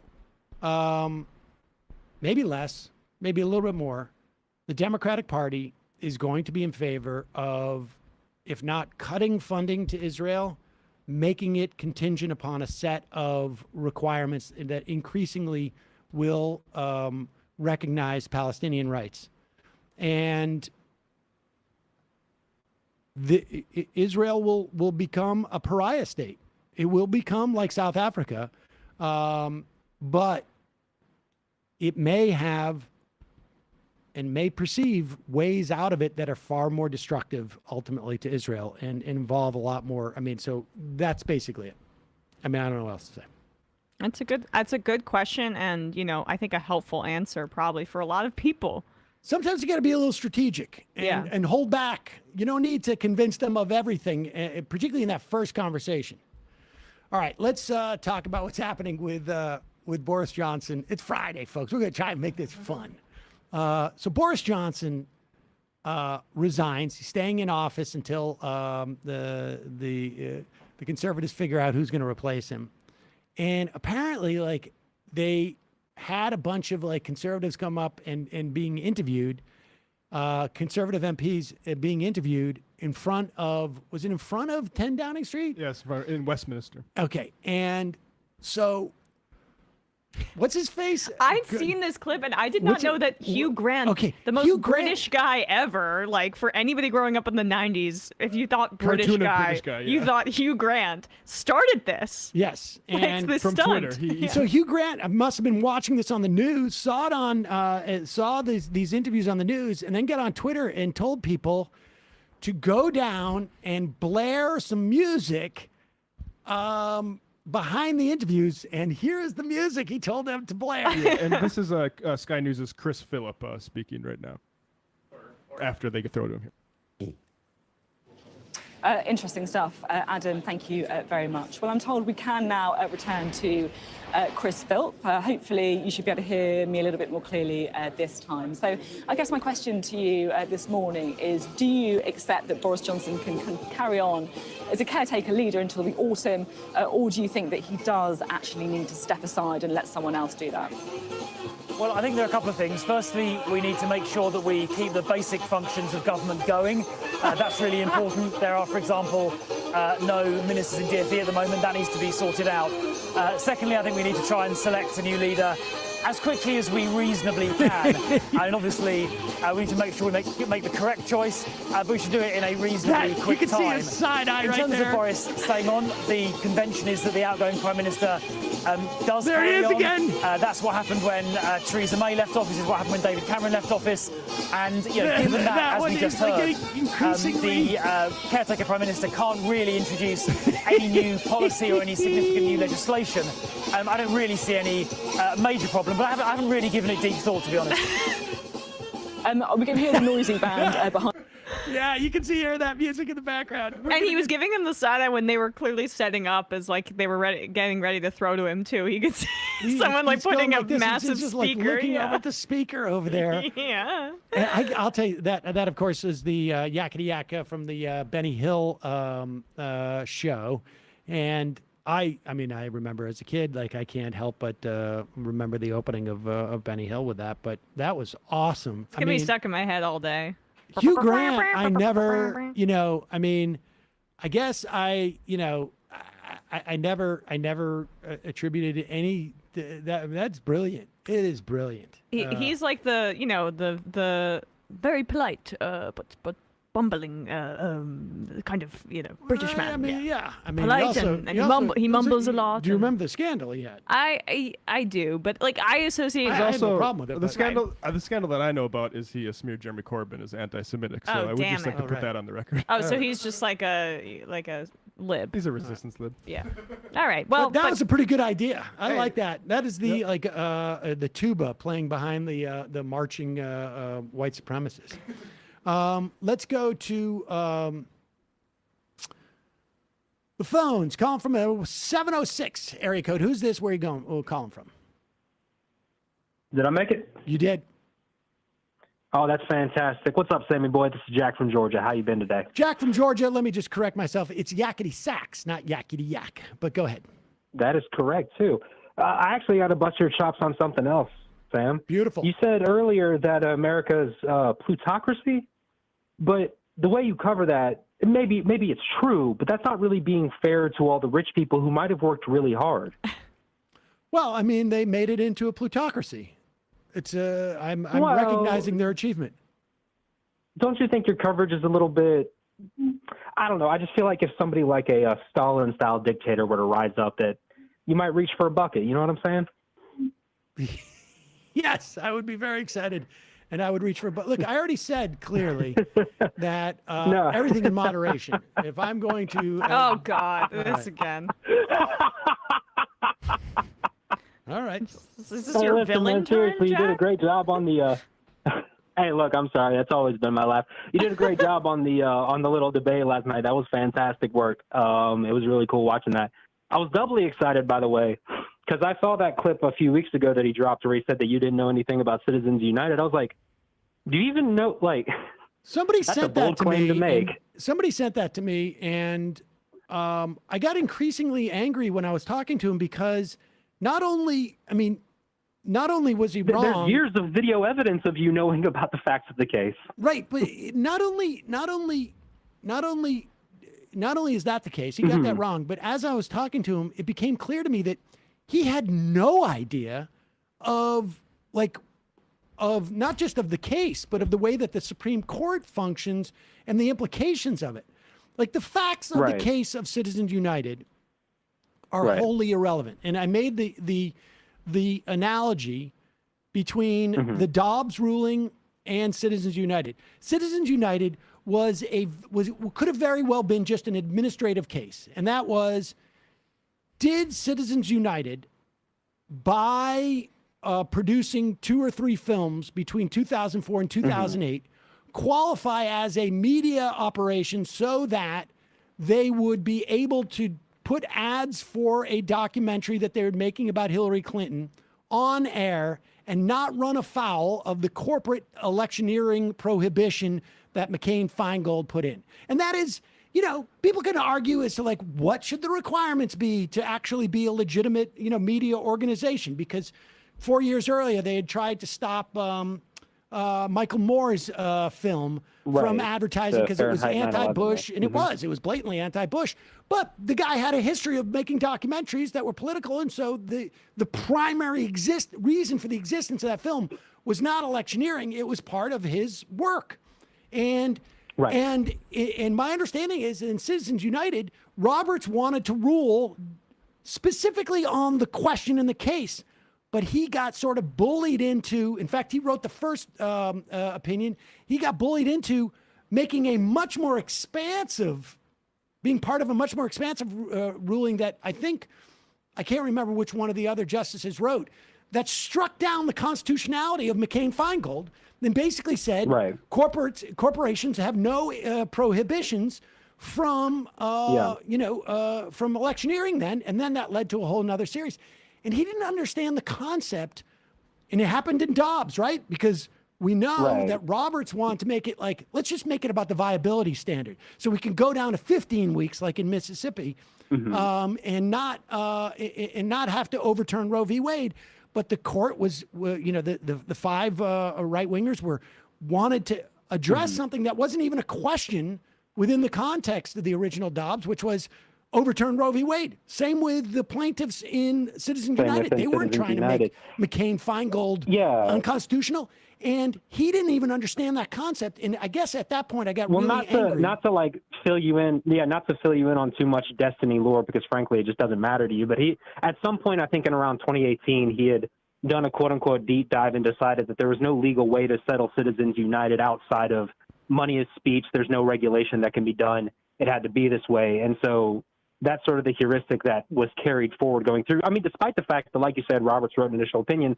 And I mean, John Paul Stevens' opinion was a concurred dissent. It was one that sort of affirmed the base decision on the facts of the matter, so far as I recall, but dissented from the broader, the broad ruling. I think I mentioned that to him too. Stevens said, "You guys are addressing a question that wasn't even asked by the plaintiff," and so it's not necessary. Yes, it wasn't necessary. They were gunning for to get to include money in corporate. But then I think I started getting really angry when I realized, like, dude, you don't even know what you're talking about.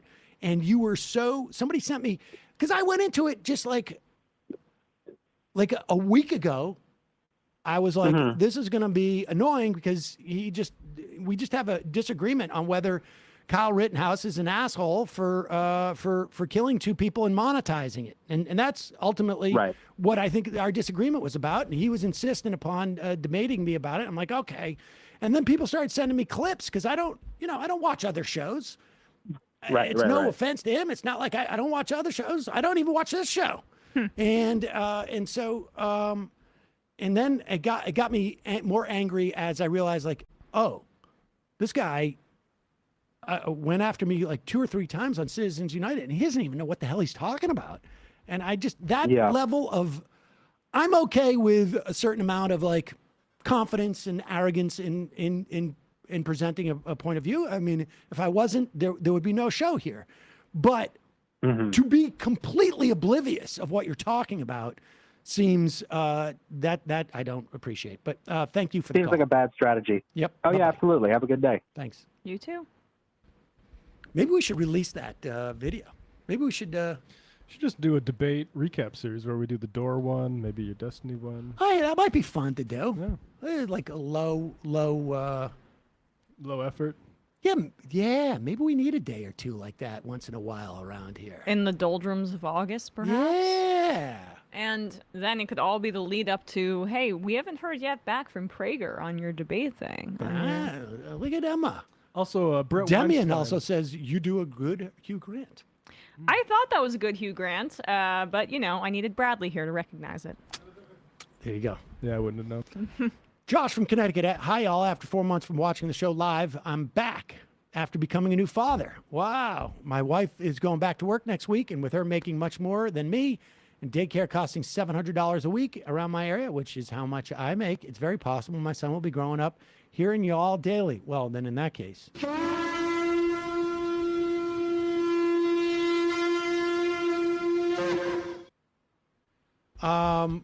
True North Politics. Can you explain if and how ending Roe v. Wade helps the Republicans electorally? If it's so unpopular, why do it? Okay. It only helps the Republicans electorally if the Democrats do not use it to energize people. Because this party, and I think there's an argument that it hurts them electorally. I think there's an argument it doesn't do anything one way or another. But they're fanatics.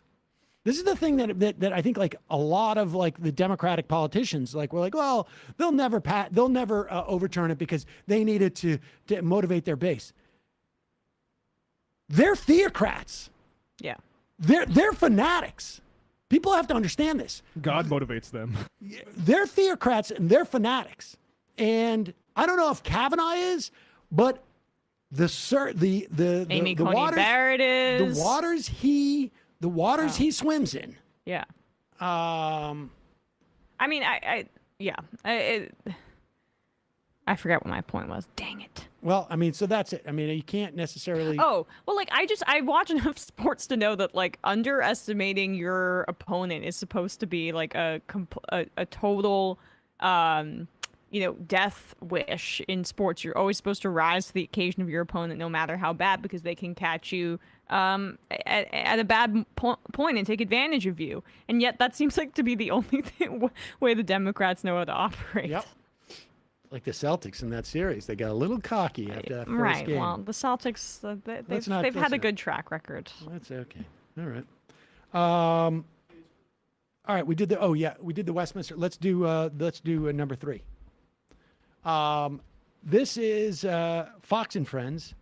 I guess they found Boris Johnson to be untrustworthy. One wonders as they start to talk about Boris Johnson if it begins to remind them of any other politician they may have dealt with in the recent past or that they intend to deal with in the near future. There's a famous anthropology satire where it's like writing about this population of people as if they're sort of like African bush people or something like that, like the 1930s style anthropology. And you realize after a certain time that they're talking about like a community from Indiana. Right. Here is Fox and Friends with their analysis of Boris Johnson. What has happened over the last, number of months and years is the British people did not trust him. He would say one thing and would do something else, and then it would pop up in the tabloids. And then with this thing, it's a question of integrity. He has refused to go, even though people have been calling for him to hit the pavement for a while, because he would say, look, I had a mandate. Yeah. I had an additional 14 million votes from voters who voted for me in 2019, so I'm going to stick around. And he stuck around until he saw the writing on the wall. 53 government officials called it quits. The government of the United Kingdom and of England was in dire needs of somebody to run different cabinet positions and things like that. And so deep state. Apparently his assistants were trying to fill the positions as quickly as people would quit, but they couldn't.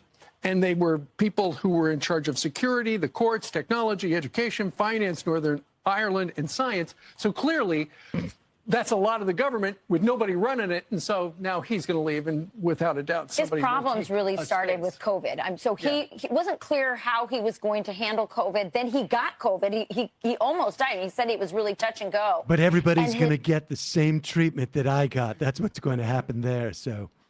Without a doubt, his problems really started with COVID. So he wasn't clear how he was going to handle COVID. Then he got COVID. He almost died. He said it was really touch and go. And his reaction to his own case with COVID was that he really went in the direction of the globalist, lockdown, very serious, very stringent response. Right. And then he was caught, of course, partying it up in what is now known as Partygate. I like how they blame it on him going globalist. Like, no, it's that he was flagrantly flaunting the rules that they were stopped. Well, UK killed a lot of people just like America did. First he went pandemicist, where he accepted the global nature of the pandemic. Or localist, I guess, where you just accept the virus to kill you. Unbelievable. He went globalist. That's just, what does it mean? Was he seen in the premise of a Jewish person? It really, that is just a fascinating sort of like, he went along with the entire body of science that suggested that COVID was real, whereas our brave man Donald Trump completely ignored the fact that it was real. And when he got COVID, it was way better than Boris's COVID. Did you see Trump? Everybody's going to get monoclonal antibodies like I got, except for all the people who are not going to get monoclonal antibodies like I got. Trump got the best COVID. Boris got it for weak people. The scandal part was the fact that he wasn't taking it seriously and he was forcing others to. Yes, that is a problem. And that's not what these mass resignations were about. They were about like misconduct within the government. Yeah, covering. For, I feel like abuse. there was something else. I just find it hard to believe like this is the one thing that they are going to resign for. I feel like that there was some other, I don't know what, I have no idea. Right. I just feel like there was some other calculation that they made. This was a straw that broke the camel's back. Yes. Yeah. So or this was the straw that covered the other straws that that weren't as sort of like opportune. Either way, it's just, but their reading on this and like their analysis is about 6 to 10 months late. So congratulations to our friends in England. Can't wait for the next crappy prime minister you're going to get. Sorry in advance for the next one you're going to get. There's a guy from named them. Jacob Rees-Mogg who's like 40 or something like that and still has his own nanny that is a Tory that attends him for him. It's not a nanny for his kids. It's a nanny for himself, Jacob Rees-Mogg. Yep. It's wild over there. The Tory party's wild. It's like Republicans, but if they were still like pro-monarchy. Yes. Jesus. Well, in some ways they are. And that was the thing that from the that interview with those two professors making the argument about the anti-oligarchic constitution. You start to see, I mean, look, this is, I'm getting off track, but it's Friday. What the hell? If you are in 1776 or around that time and you're writing about protecting the people from the government, like what is a government to you at that point? Yeah. What are you protecting yourself from? You're protecting yourself from a really wealthy guy who has a ton of money and therefore controls the politics. From a monarch. They weren't like speculating that like, you know, about a democratic government. They weren't responding to a democratic government. Let's put it that way. Democratic government was a solution to essentially to government as a monarchy. And so what they're writing in that Constitution is not necessarily curbing the powers of a democratic government, although they certainly want to make sure that it prevented it from being a monarchy. They were protecting people from the concentration of power and wealth. That was the agenda there. If you want to get into like, you know, what the originalists were doing, they're not talking about like we're protecting the people from the tyranny that they had experienced was all at the hands of a monarchy. So, Arun from LAC between 101 and the 5. Brexit is extremely globalist. Yeah. Oh, I'm on to make that point. Speaking about Bojo. What else should we get to? What do we got? This is a leaked Ron Johnson ad. Yeah. So Ron Johnson, who we affectionately refer to as the stupidest man in the Senate, with no disrespect to Tommy Tuberville. Yeah. But Tuberville's there because he was a football coach. Like, Ron Johnson's just a politician. Well, Ron Johnson, to be fair, is an esteemed businessman who managed to negotiate with, I think, his father-in-law and became a businessman. Tommy Tuberville is probably the stupidest one there now, although it would be interesting to see like a debate between the two of them or something. American trivia contest. And Exactly. Louis Gohmert can be the moderator. But like I mean, Ron Johnson is supposed to not be running again. Like, do we remember this? Oh, they always lie. Yeah, I know, but like that maybe should be used against him. So here is Ron Johnson's ad that they had to pull Was it? Did they have to pull? It never aired. They never right? Okay, but they pulled it from. It was at the radio stations, and they were scheduled to play it. They had to pull it off of the stations. This is according to Ken Klippenstein's reporting, and he secured this the ad. And was this?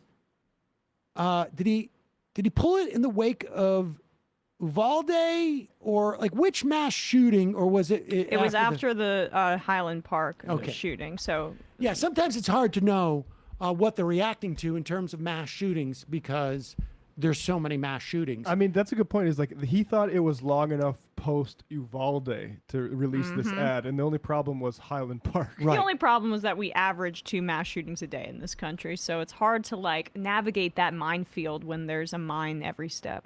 But here he is with the real threat to this country. The latest mass murder in America didn't involve guns. 53 people, including 5 children, were murdered by human traffickers because Joe Biden's open border policy is facilitating the multi-billion-dollar business model of some of the most evil people on the planet.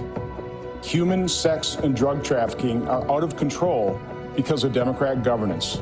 They have to be stopped. I'm Ron Johnson, and I approve this message. Paid for by Ron Johnson for Senate, Inc. Whoops. Okay, to be clear, he is talking, I believe, about the immigrants who were smuggled in via a tractor trailer, and I believe that was in Texas. They were found, right? Yeah, they had basically suffocated and overheated in the back of this tractor trailer, which is why, like, it kind of undercuts the fact that it's an open border policy when people have to be smuggled into the country in the back of a truck. I mean, it's a complete contradiction, and they do this all the time when we talk about immigration. The idea of like the apprehensions prove that their border policy is failing. Now, I would argue, yes, that actually is some indication of a failed border policy, because we shouldn't be having those apprehensions. We should have a system for people that they can go through to become citizens, and we should never have immigrants dying, whether it's crossing the desert or whether it's dying in suffocating in a tractor trailer in what I can only imagine was one of the most horrific possible ways to die. And there were survivors. And I don't know which is more horrific, having survived that and witnessing that, or being one of those people who died. But the answer is something far closer to a, so-called open border policy than to force people to be smuggled in there. I mean, we could process all those people. We could have a system where people could get in, literally in line, walk up to border crossing and get processed. But they don't want that. So it's like incredibly disingenuous. It's also incredibly cynical, and then poorly timed because of the stupidity. We had another mass killing. Because maybe like a good idea, but Ron Johnson's so dumb, so maybe his campaign and him don't think of this. Like, if your ad is being pre-recorded, it probably and says the latest massacre is not a mass shooting. The shelf life on that is going to be what? 48 hours, 72 hours. Max a week for this radio spot.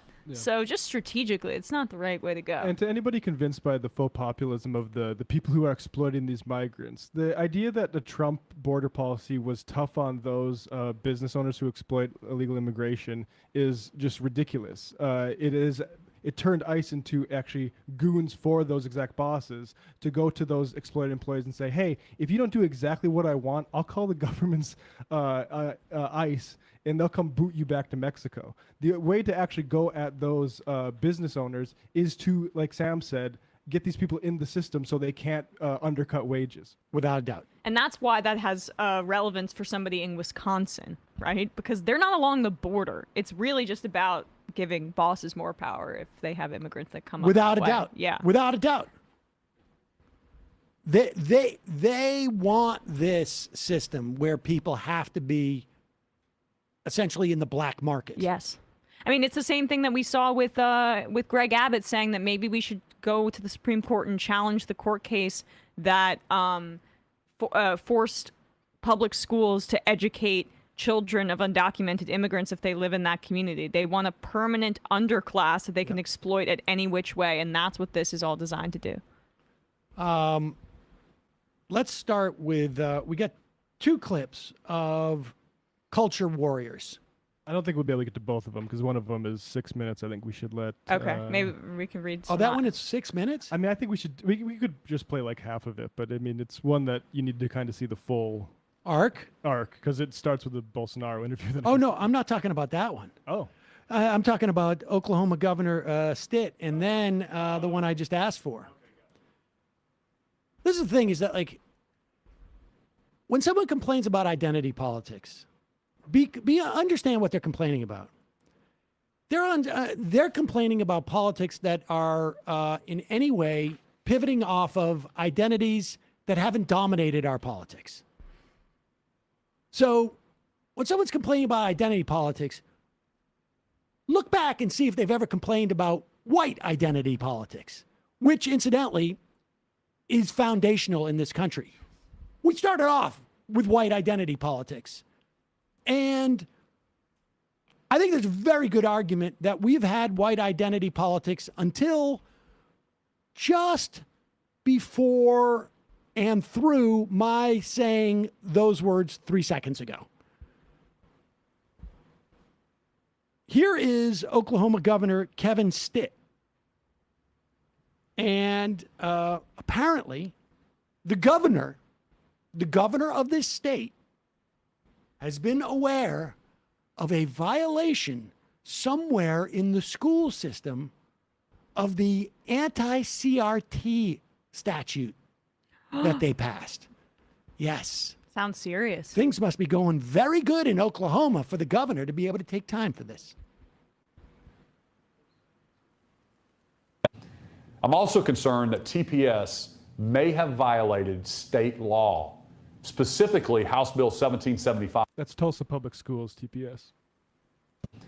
I'm also concerned that TPS may have violated state law, specifically House Bill 1775, which bans public schools from teaching critical race theory. Specifically, the bill prohibits teaching that one race or sex is inherently superior to another race or sex.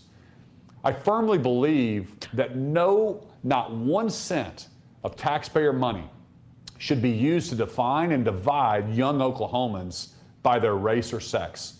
Let's teach students, not indoctrinate them. This is just amazing.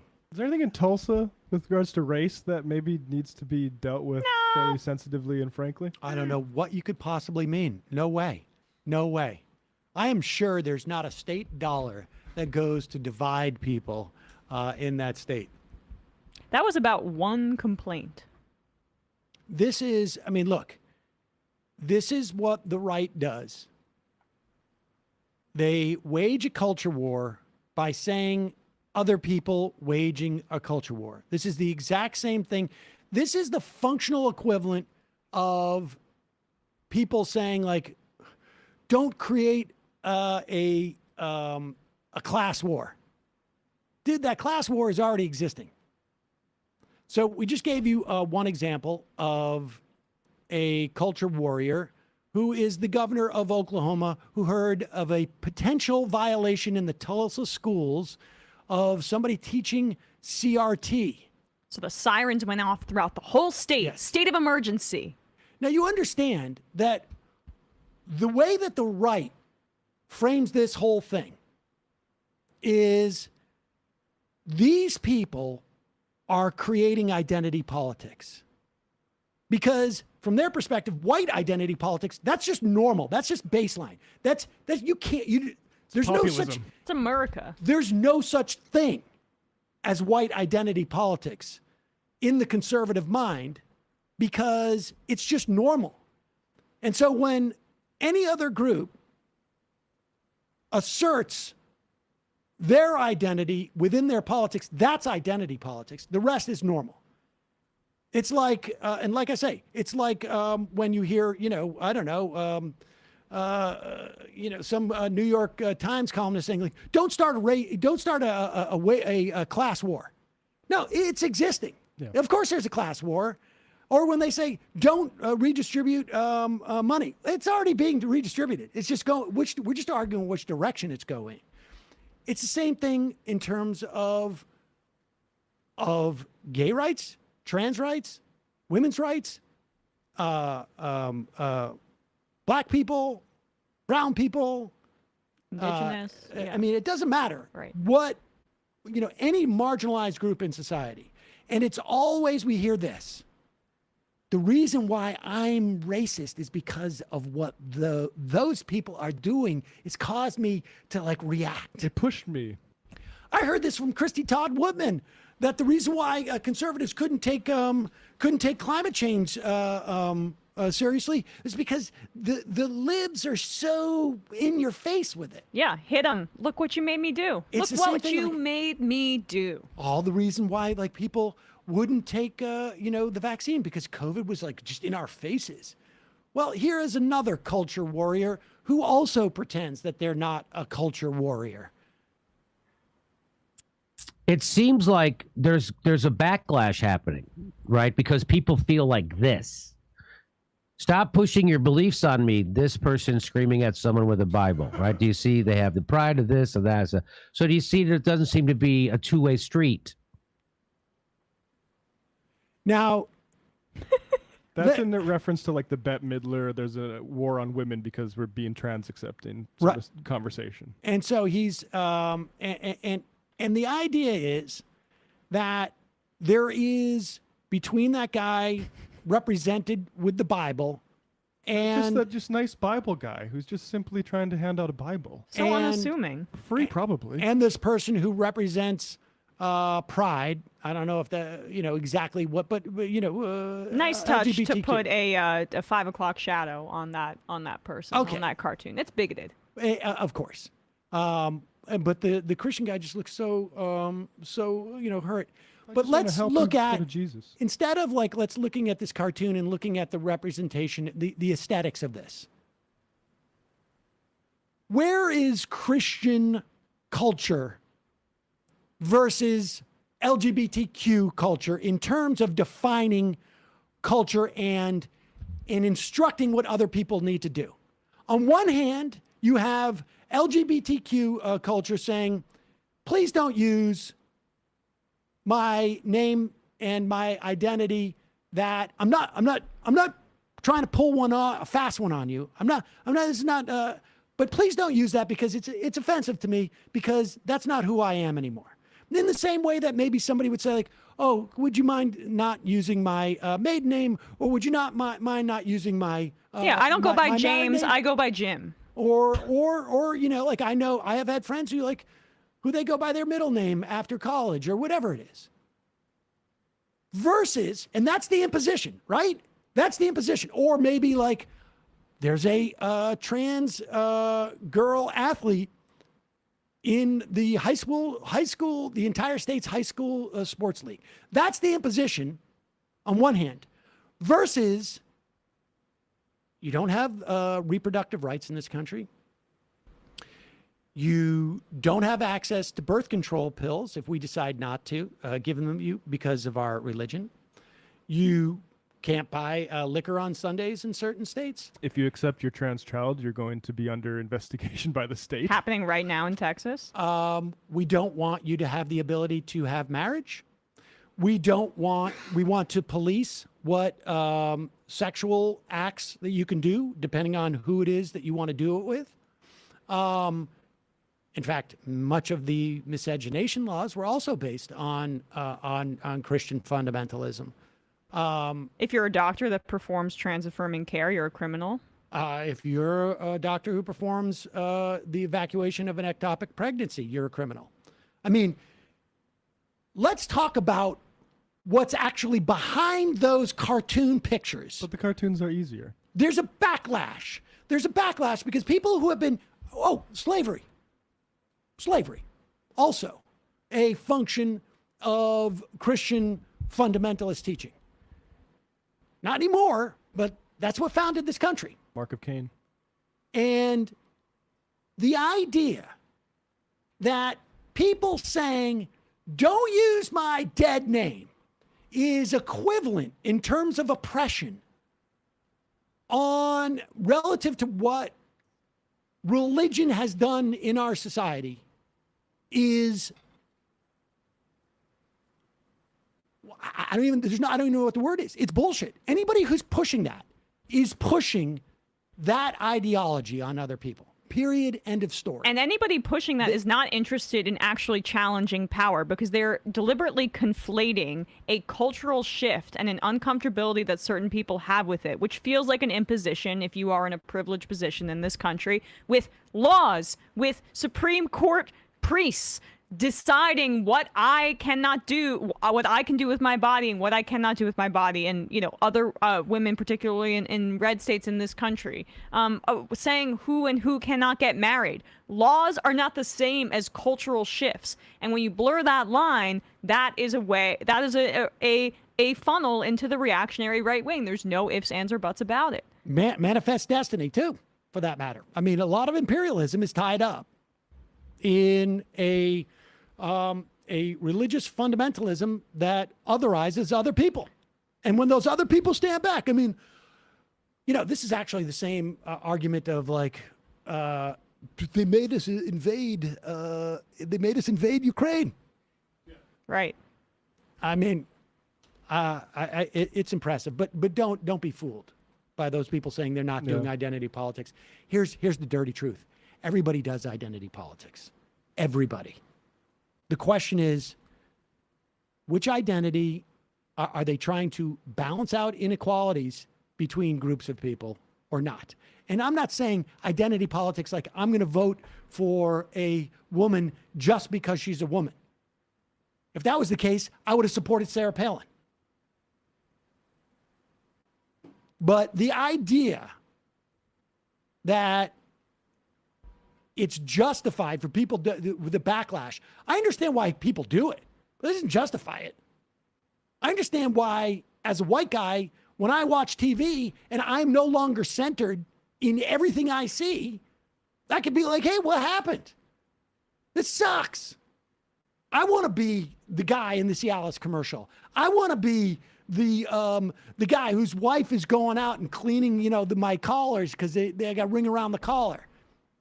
And now it's like some black dude, or worse yet, it's some black dude doing the collar for his wife. Like what? Or some black dude doing the collar for his husband. That's not me. But that doesn't justify it. That doesn't justify me, I mean, give me a break. Also, shout out to the Vanguard boys who often criticize us, and also Jimmy who flagged that clip. So I think we'll probably respond to criticism a little bit better than Jimmy does. Yeah, I mean,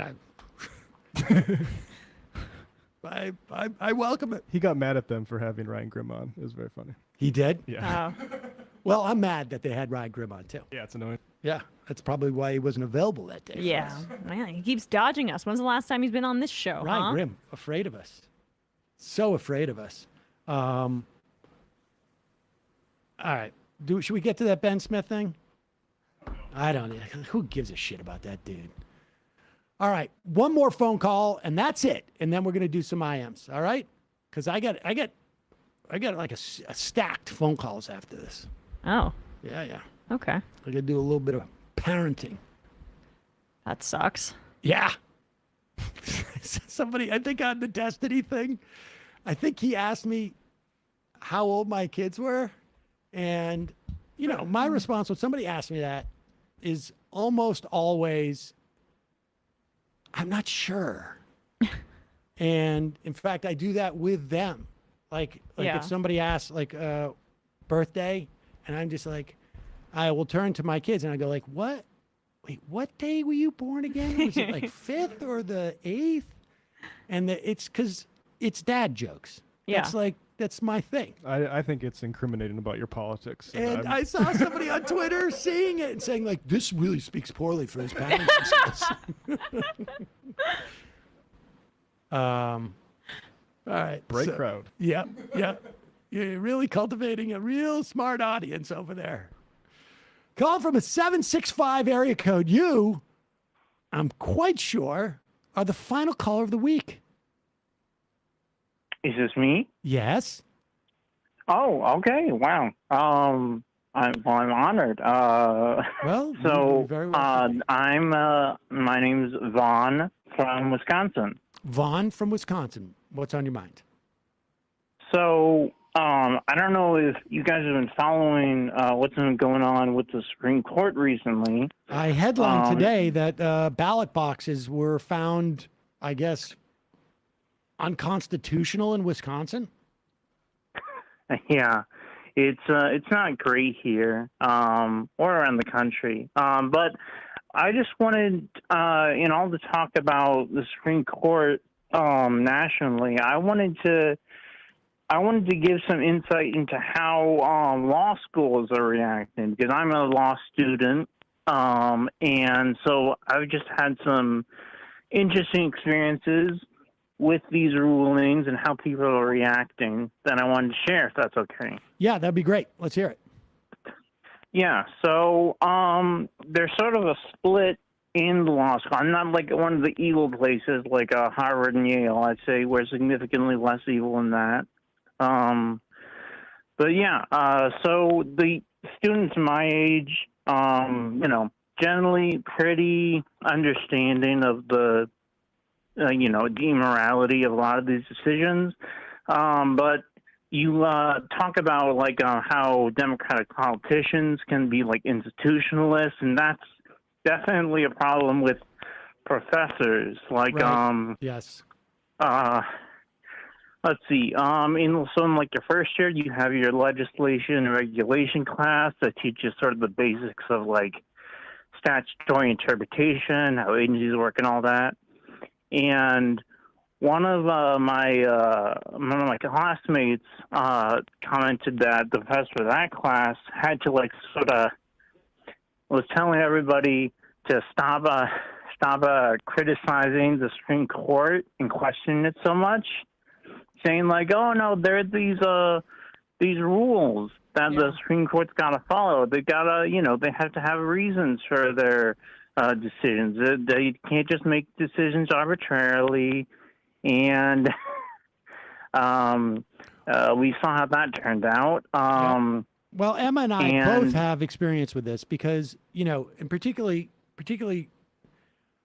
lawyers who are I would guess, older, lawyers who have, invested in the law in the way that a professor has, they cannot, it would be the functional equivalent of a priest saying there is no God. Yeah. There is no God. They can't say that because everything else crumbles after that. If they acknowledge that the Supreme Court is ultimately a political body that, in lieu of being elected, has created a series of rules that are in no way are they accountable to following those rules. And it's the only thing I can analogize it to is I saw a 4-day test match 30 years ago when I was in Australia, in Melbourne. I saw a 4-day cricket match, and they were telling me in a 4-day match times out, and they were telling me the story that early on, and it was sort of like a novel. I don't know how novel it was at that time, but it was a new twist on cricket, and cricket doesn't have any time limits on it. It's really just until you play it out, almost like 9 innings. But the 4-day test match does have a time limit on it because it's only 4 days. And cricket, people who know about cricket, please don't, cut me some slack here. But if I remember correctly, there was an attempt, I think, by an Australian bowler, I think they're called, instead of pitchers.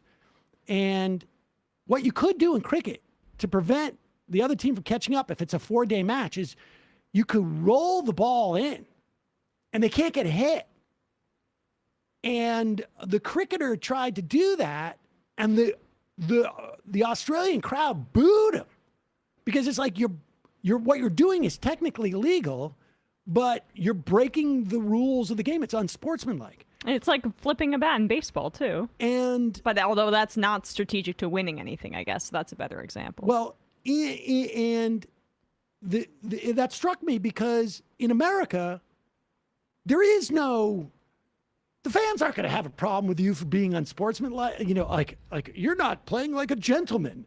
If you win and you figured out a way to do it, in America, that's the American way. And the legal profession has always tried to pretend like it's above that, I guess, incentive structure or that, characterization. And for some, it might be, but.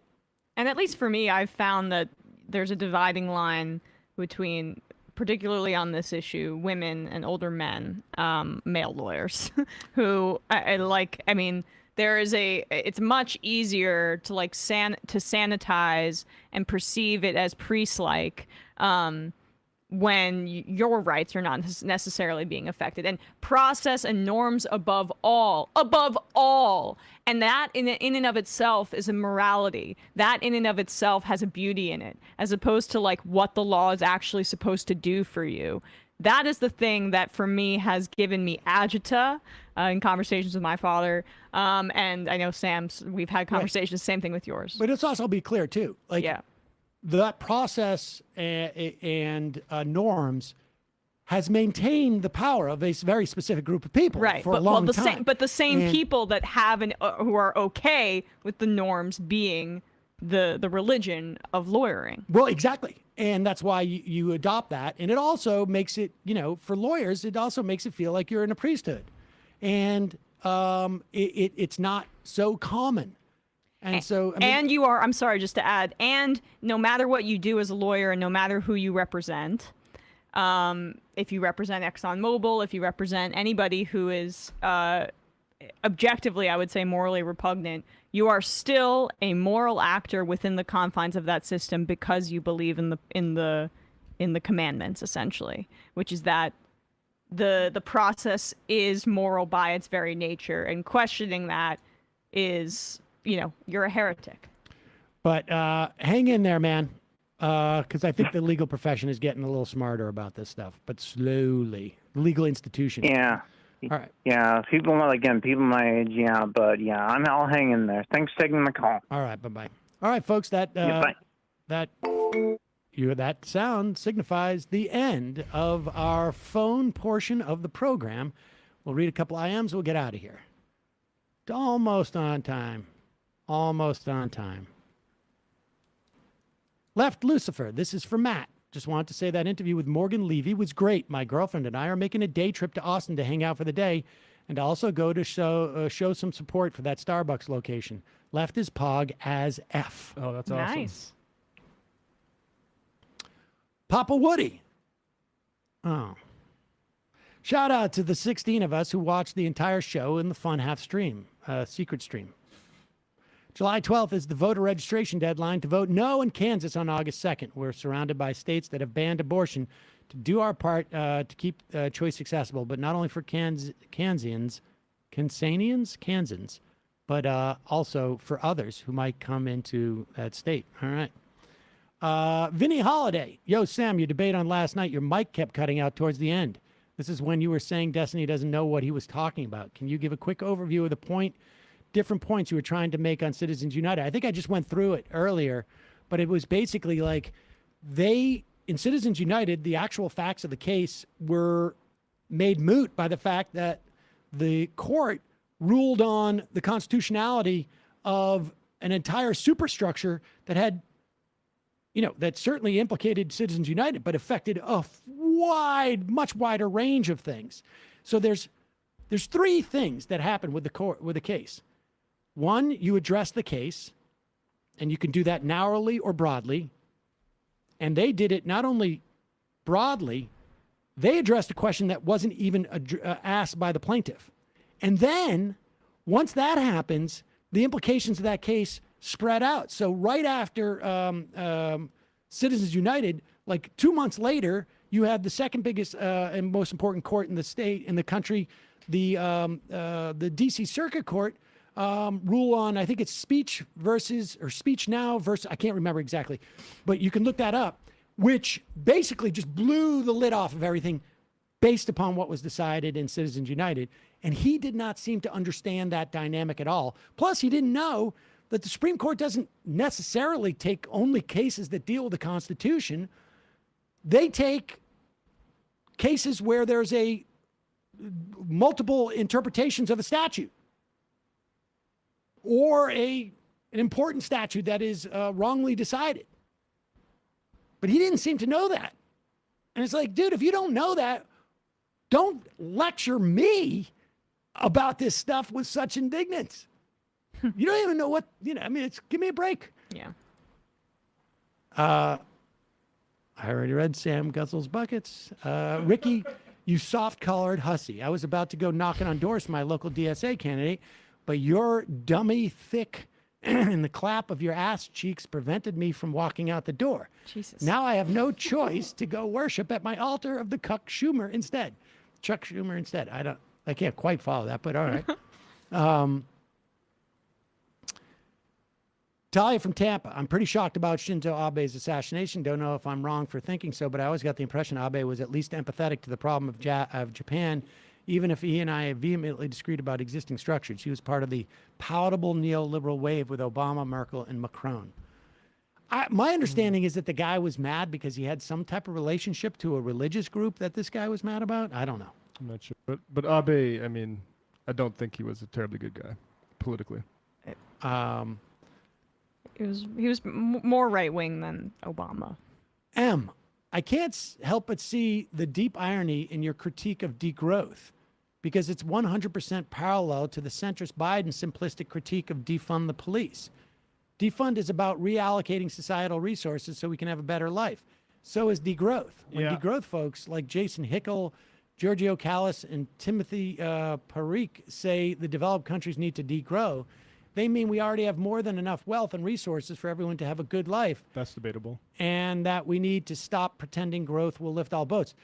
When did I We say had anything? Matt Huber on. Yeah, we had yesterday. Right. Okay. Yeah. And I'll just say real quickly that that critique of defund, while I don't like dwelling on defund as a slogan or whatever, we talked to William Shockley of South Africa, and that does play into austerity politicians' hands when you talk about defund, and it does appeal to people who, we can just get rid of these police and not need to invest in other places. India Walton like to emphasize the investment and not the defunding. Yes. And so I think you're wrong. and degrowth climate policy, if implemented in a vacuum without like an emphasis, and honestly I don't like the emphasis, because the emphasis should be targeting production, as we talked about with Matt Huber. It's about what kind of growth. It's always going to target the more vulnerable, and I don't buy the premise that there is enough growth or wealth in this country for a significant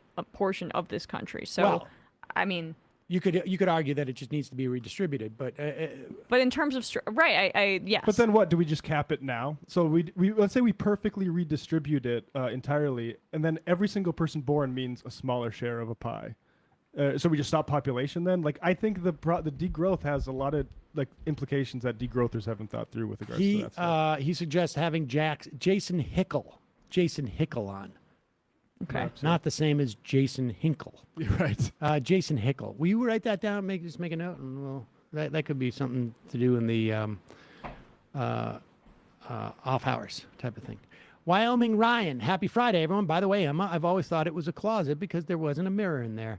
Space Lennon, going to call from 208 to talk about the concluded National Education Association Delegate Assembly in Chicago, including groups like Veritas trying to infiltrate Kamala Harris visiting after Highland, and members discussing talks for using the word Palestine or discussing trans issues. Try us on Monday. Rave Dubin, is it Destiny's claim that Rittenhouse didn't kill those two folks? His guns did, but I thought guns didn't kill people. I'm experiencing high-level ideas. No, he just believes that my framing of saying that he was from a different town is biased against him. It's like he wanted us to have like said it was just a murderer, right? Like, but we didn't actually say that, and so he had to find a different bit of pedantry to take issue with. Yeah. Like I was like, dude, I don't know what to tell you. Like, you're blaming me for shit that I didn't do, and then you're doing worse when you critique that stuff. Yeah, I think the point for him was maybe to be, again, vocally pro Kyle Rittenhouse. Dave from Jamaica. Sam, when debating or discussing, how do you keep from losing your temper? Can you, case in point, the Destiny debate? He seems extremely bad faith. I felt like I lost my temper a little bit too much, to be honest with you. But like when it became clear to me that he, like, it's one thing for him to think that I didn't know the facts of the case at Citizens United, because frankly, I don't care about the facts of the case at Citizens United, because that's not what Citizens United is about. The facts of the case ended up being just like a vehicle to get the Supreme Court to address not a completely different issue, but to address a far more important issue than whether Citizens United had achieved the threshold of being a real film company. And yes, there are ways to do. But when I started getting mad and so like, okay, if he wanted to be indignant that he didn't feel like I know the facts of the case, but when I started getting mad was like when it became clear to me, like he didn't understand at all about what he was talking about. Yeah. And he was just like sort of like going off of some, I don't know, Wikipedia knowledge of the case, and was being so arrogant about it, just because I got that clip sent to me a couple of days before. Radic Clib. Hey, MR Crew, we hear from the old Bullprog Fun Half song once in a while, maybe as an ongoing tribute to Michael.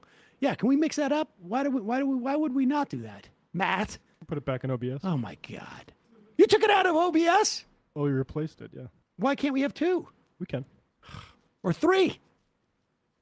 We got that La Poupée. That's not in We should pull that La Poupée. Yeah. Matt's like taking bets over. I'm not sure which La Poupée. The one that Ted Leo did. Oh, the live one, right? Yeah, man. Travis from Pittsburgh. To put it in perspective, insulin costs less than $10 per 10 milliliter vial to make. In 2003, it cost $50. Today, it's over $350. Yeah. Bottle lasts me about 2 weeks, so it could cost either $20 a month or the current $700 a month without insurance. I'm so happy about this California thing. I want to dig into it. If we find anybody, let us know. Reverend Knight, Joe Brandon is going to be primaried. I think he will. Melancholy. Hugh Grant has been pissed ever since his phone was hacked and his text published. Oh, yeah. Adlid Seed, when you say link available on Blogspot, what do you mean? Do members need to install Discord? I guess I'm just not sure where people are missing the link, because it's in the same place. It's in the app. Where were you getting it before? Because it's still in the YouTube. I didn't say. In the blog post. Okay. Link available on blog post means if you go to the majority.fm site and you look for, and you log in as a member, and you look for Friday, July 8th member show or the free show, you'll find link to whatever like the guest had. And if you're in the member thing, you'll see the link to the fun half. Do members need to install Discord? Yeah, you need to get the app. That's not Discord though. That the app is different from Discord. But you need to get the Discord app. For the show? No, for if you want to be on Discord. Oh, yes, yeah. But you go to majoritydiscord.com and that's how you can get on, right? I mean, I guess I have the app.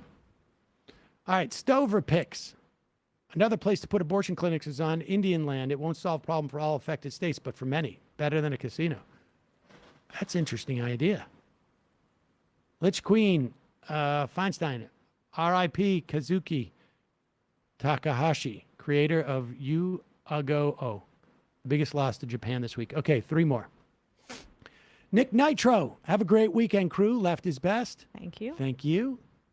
Cucker Tolson, I'm wondering if the court or the advocates of the rollback of rights, either to the 1960s era, pre-World War II era, or the Pinkner era, have given much thought to the corresponding violence of those eras? My guess is no. And the final IM of the day.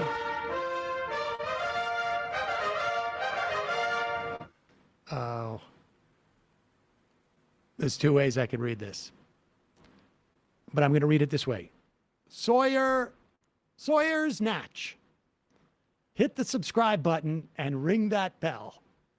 Do you know what that one was? No. Spell it out, folks. Matt, good job this week in Bradley's absence, but even distinct from Bradley's absence. Emma, good job in figuring that out, as well as your work on the show this week. That's secondary. See you on Monday.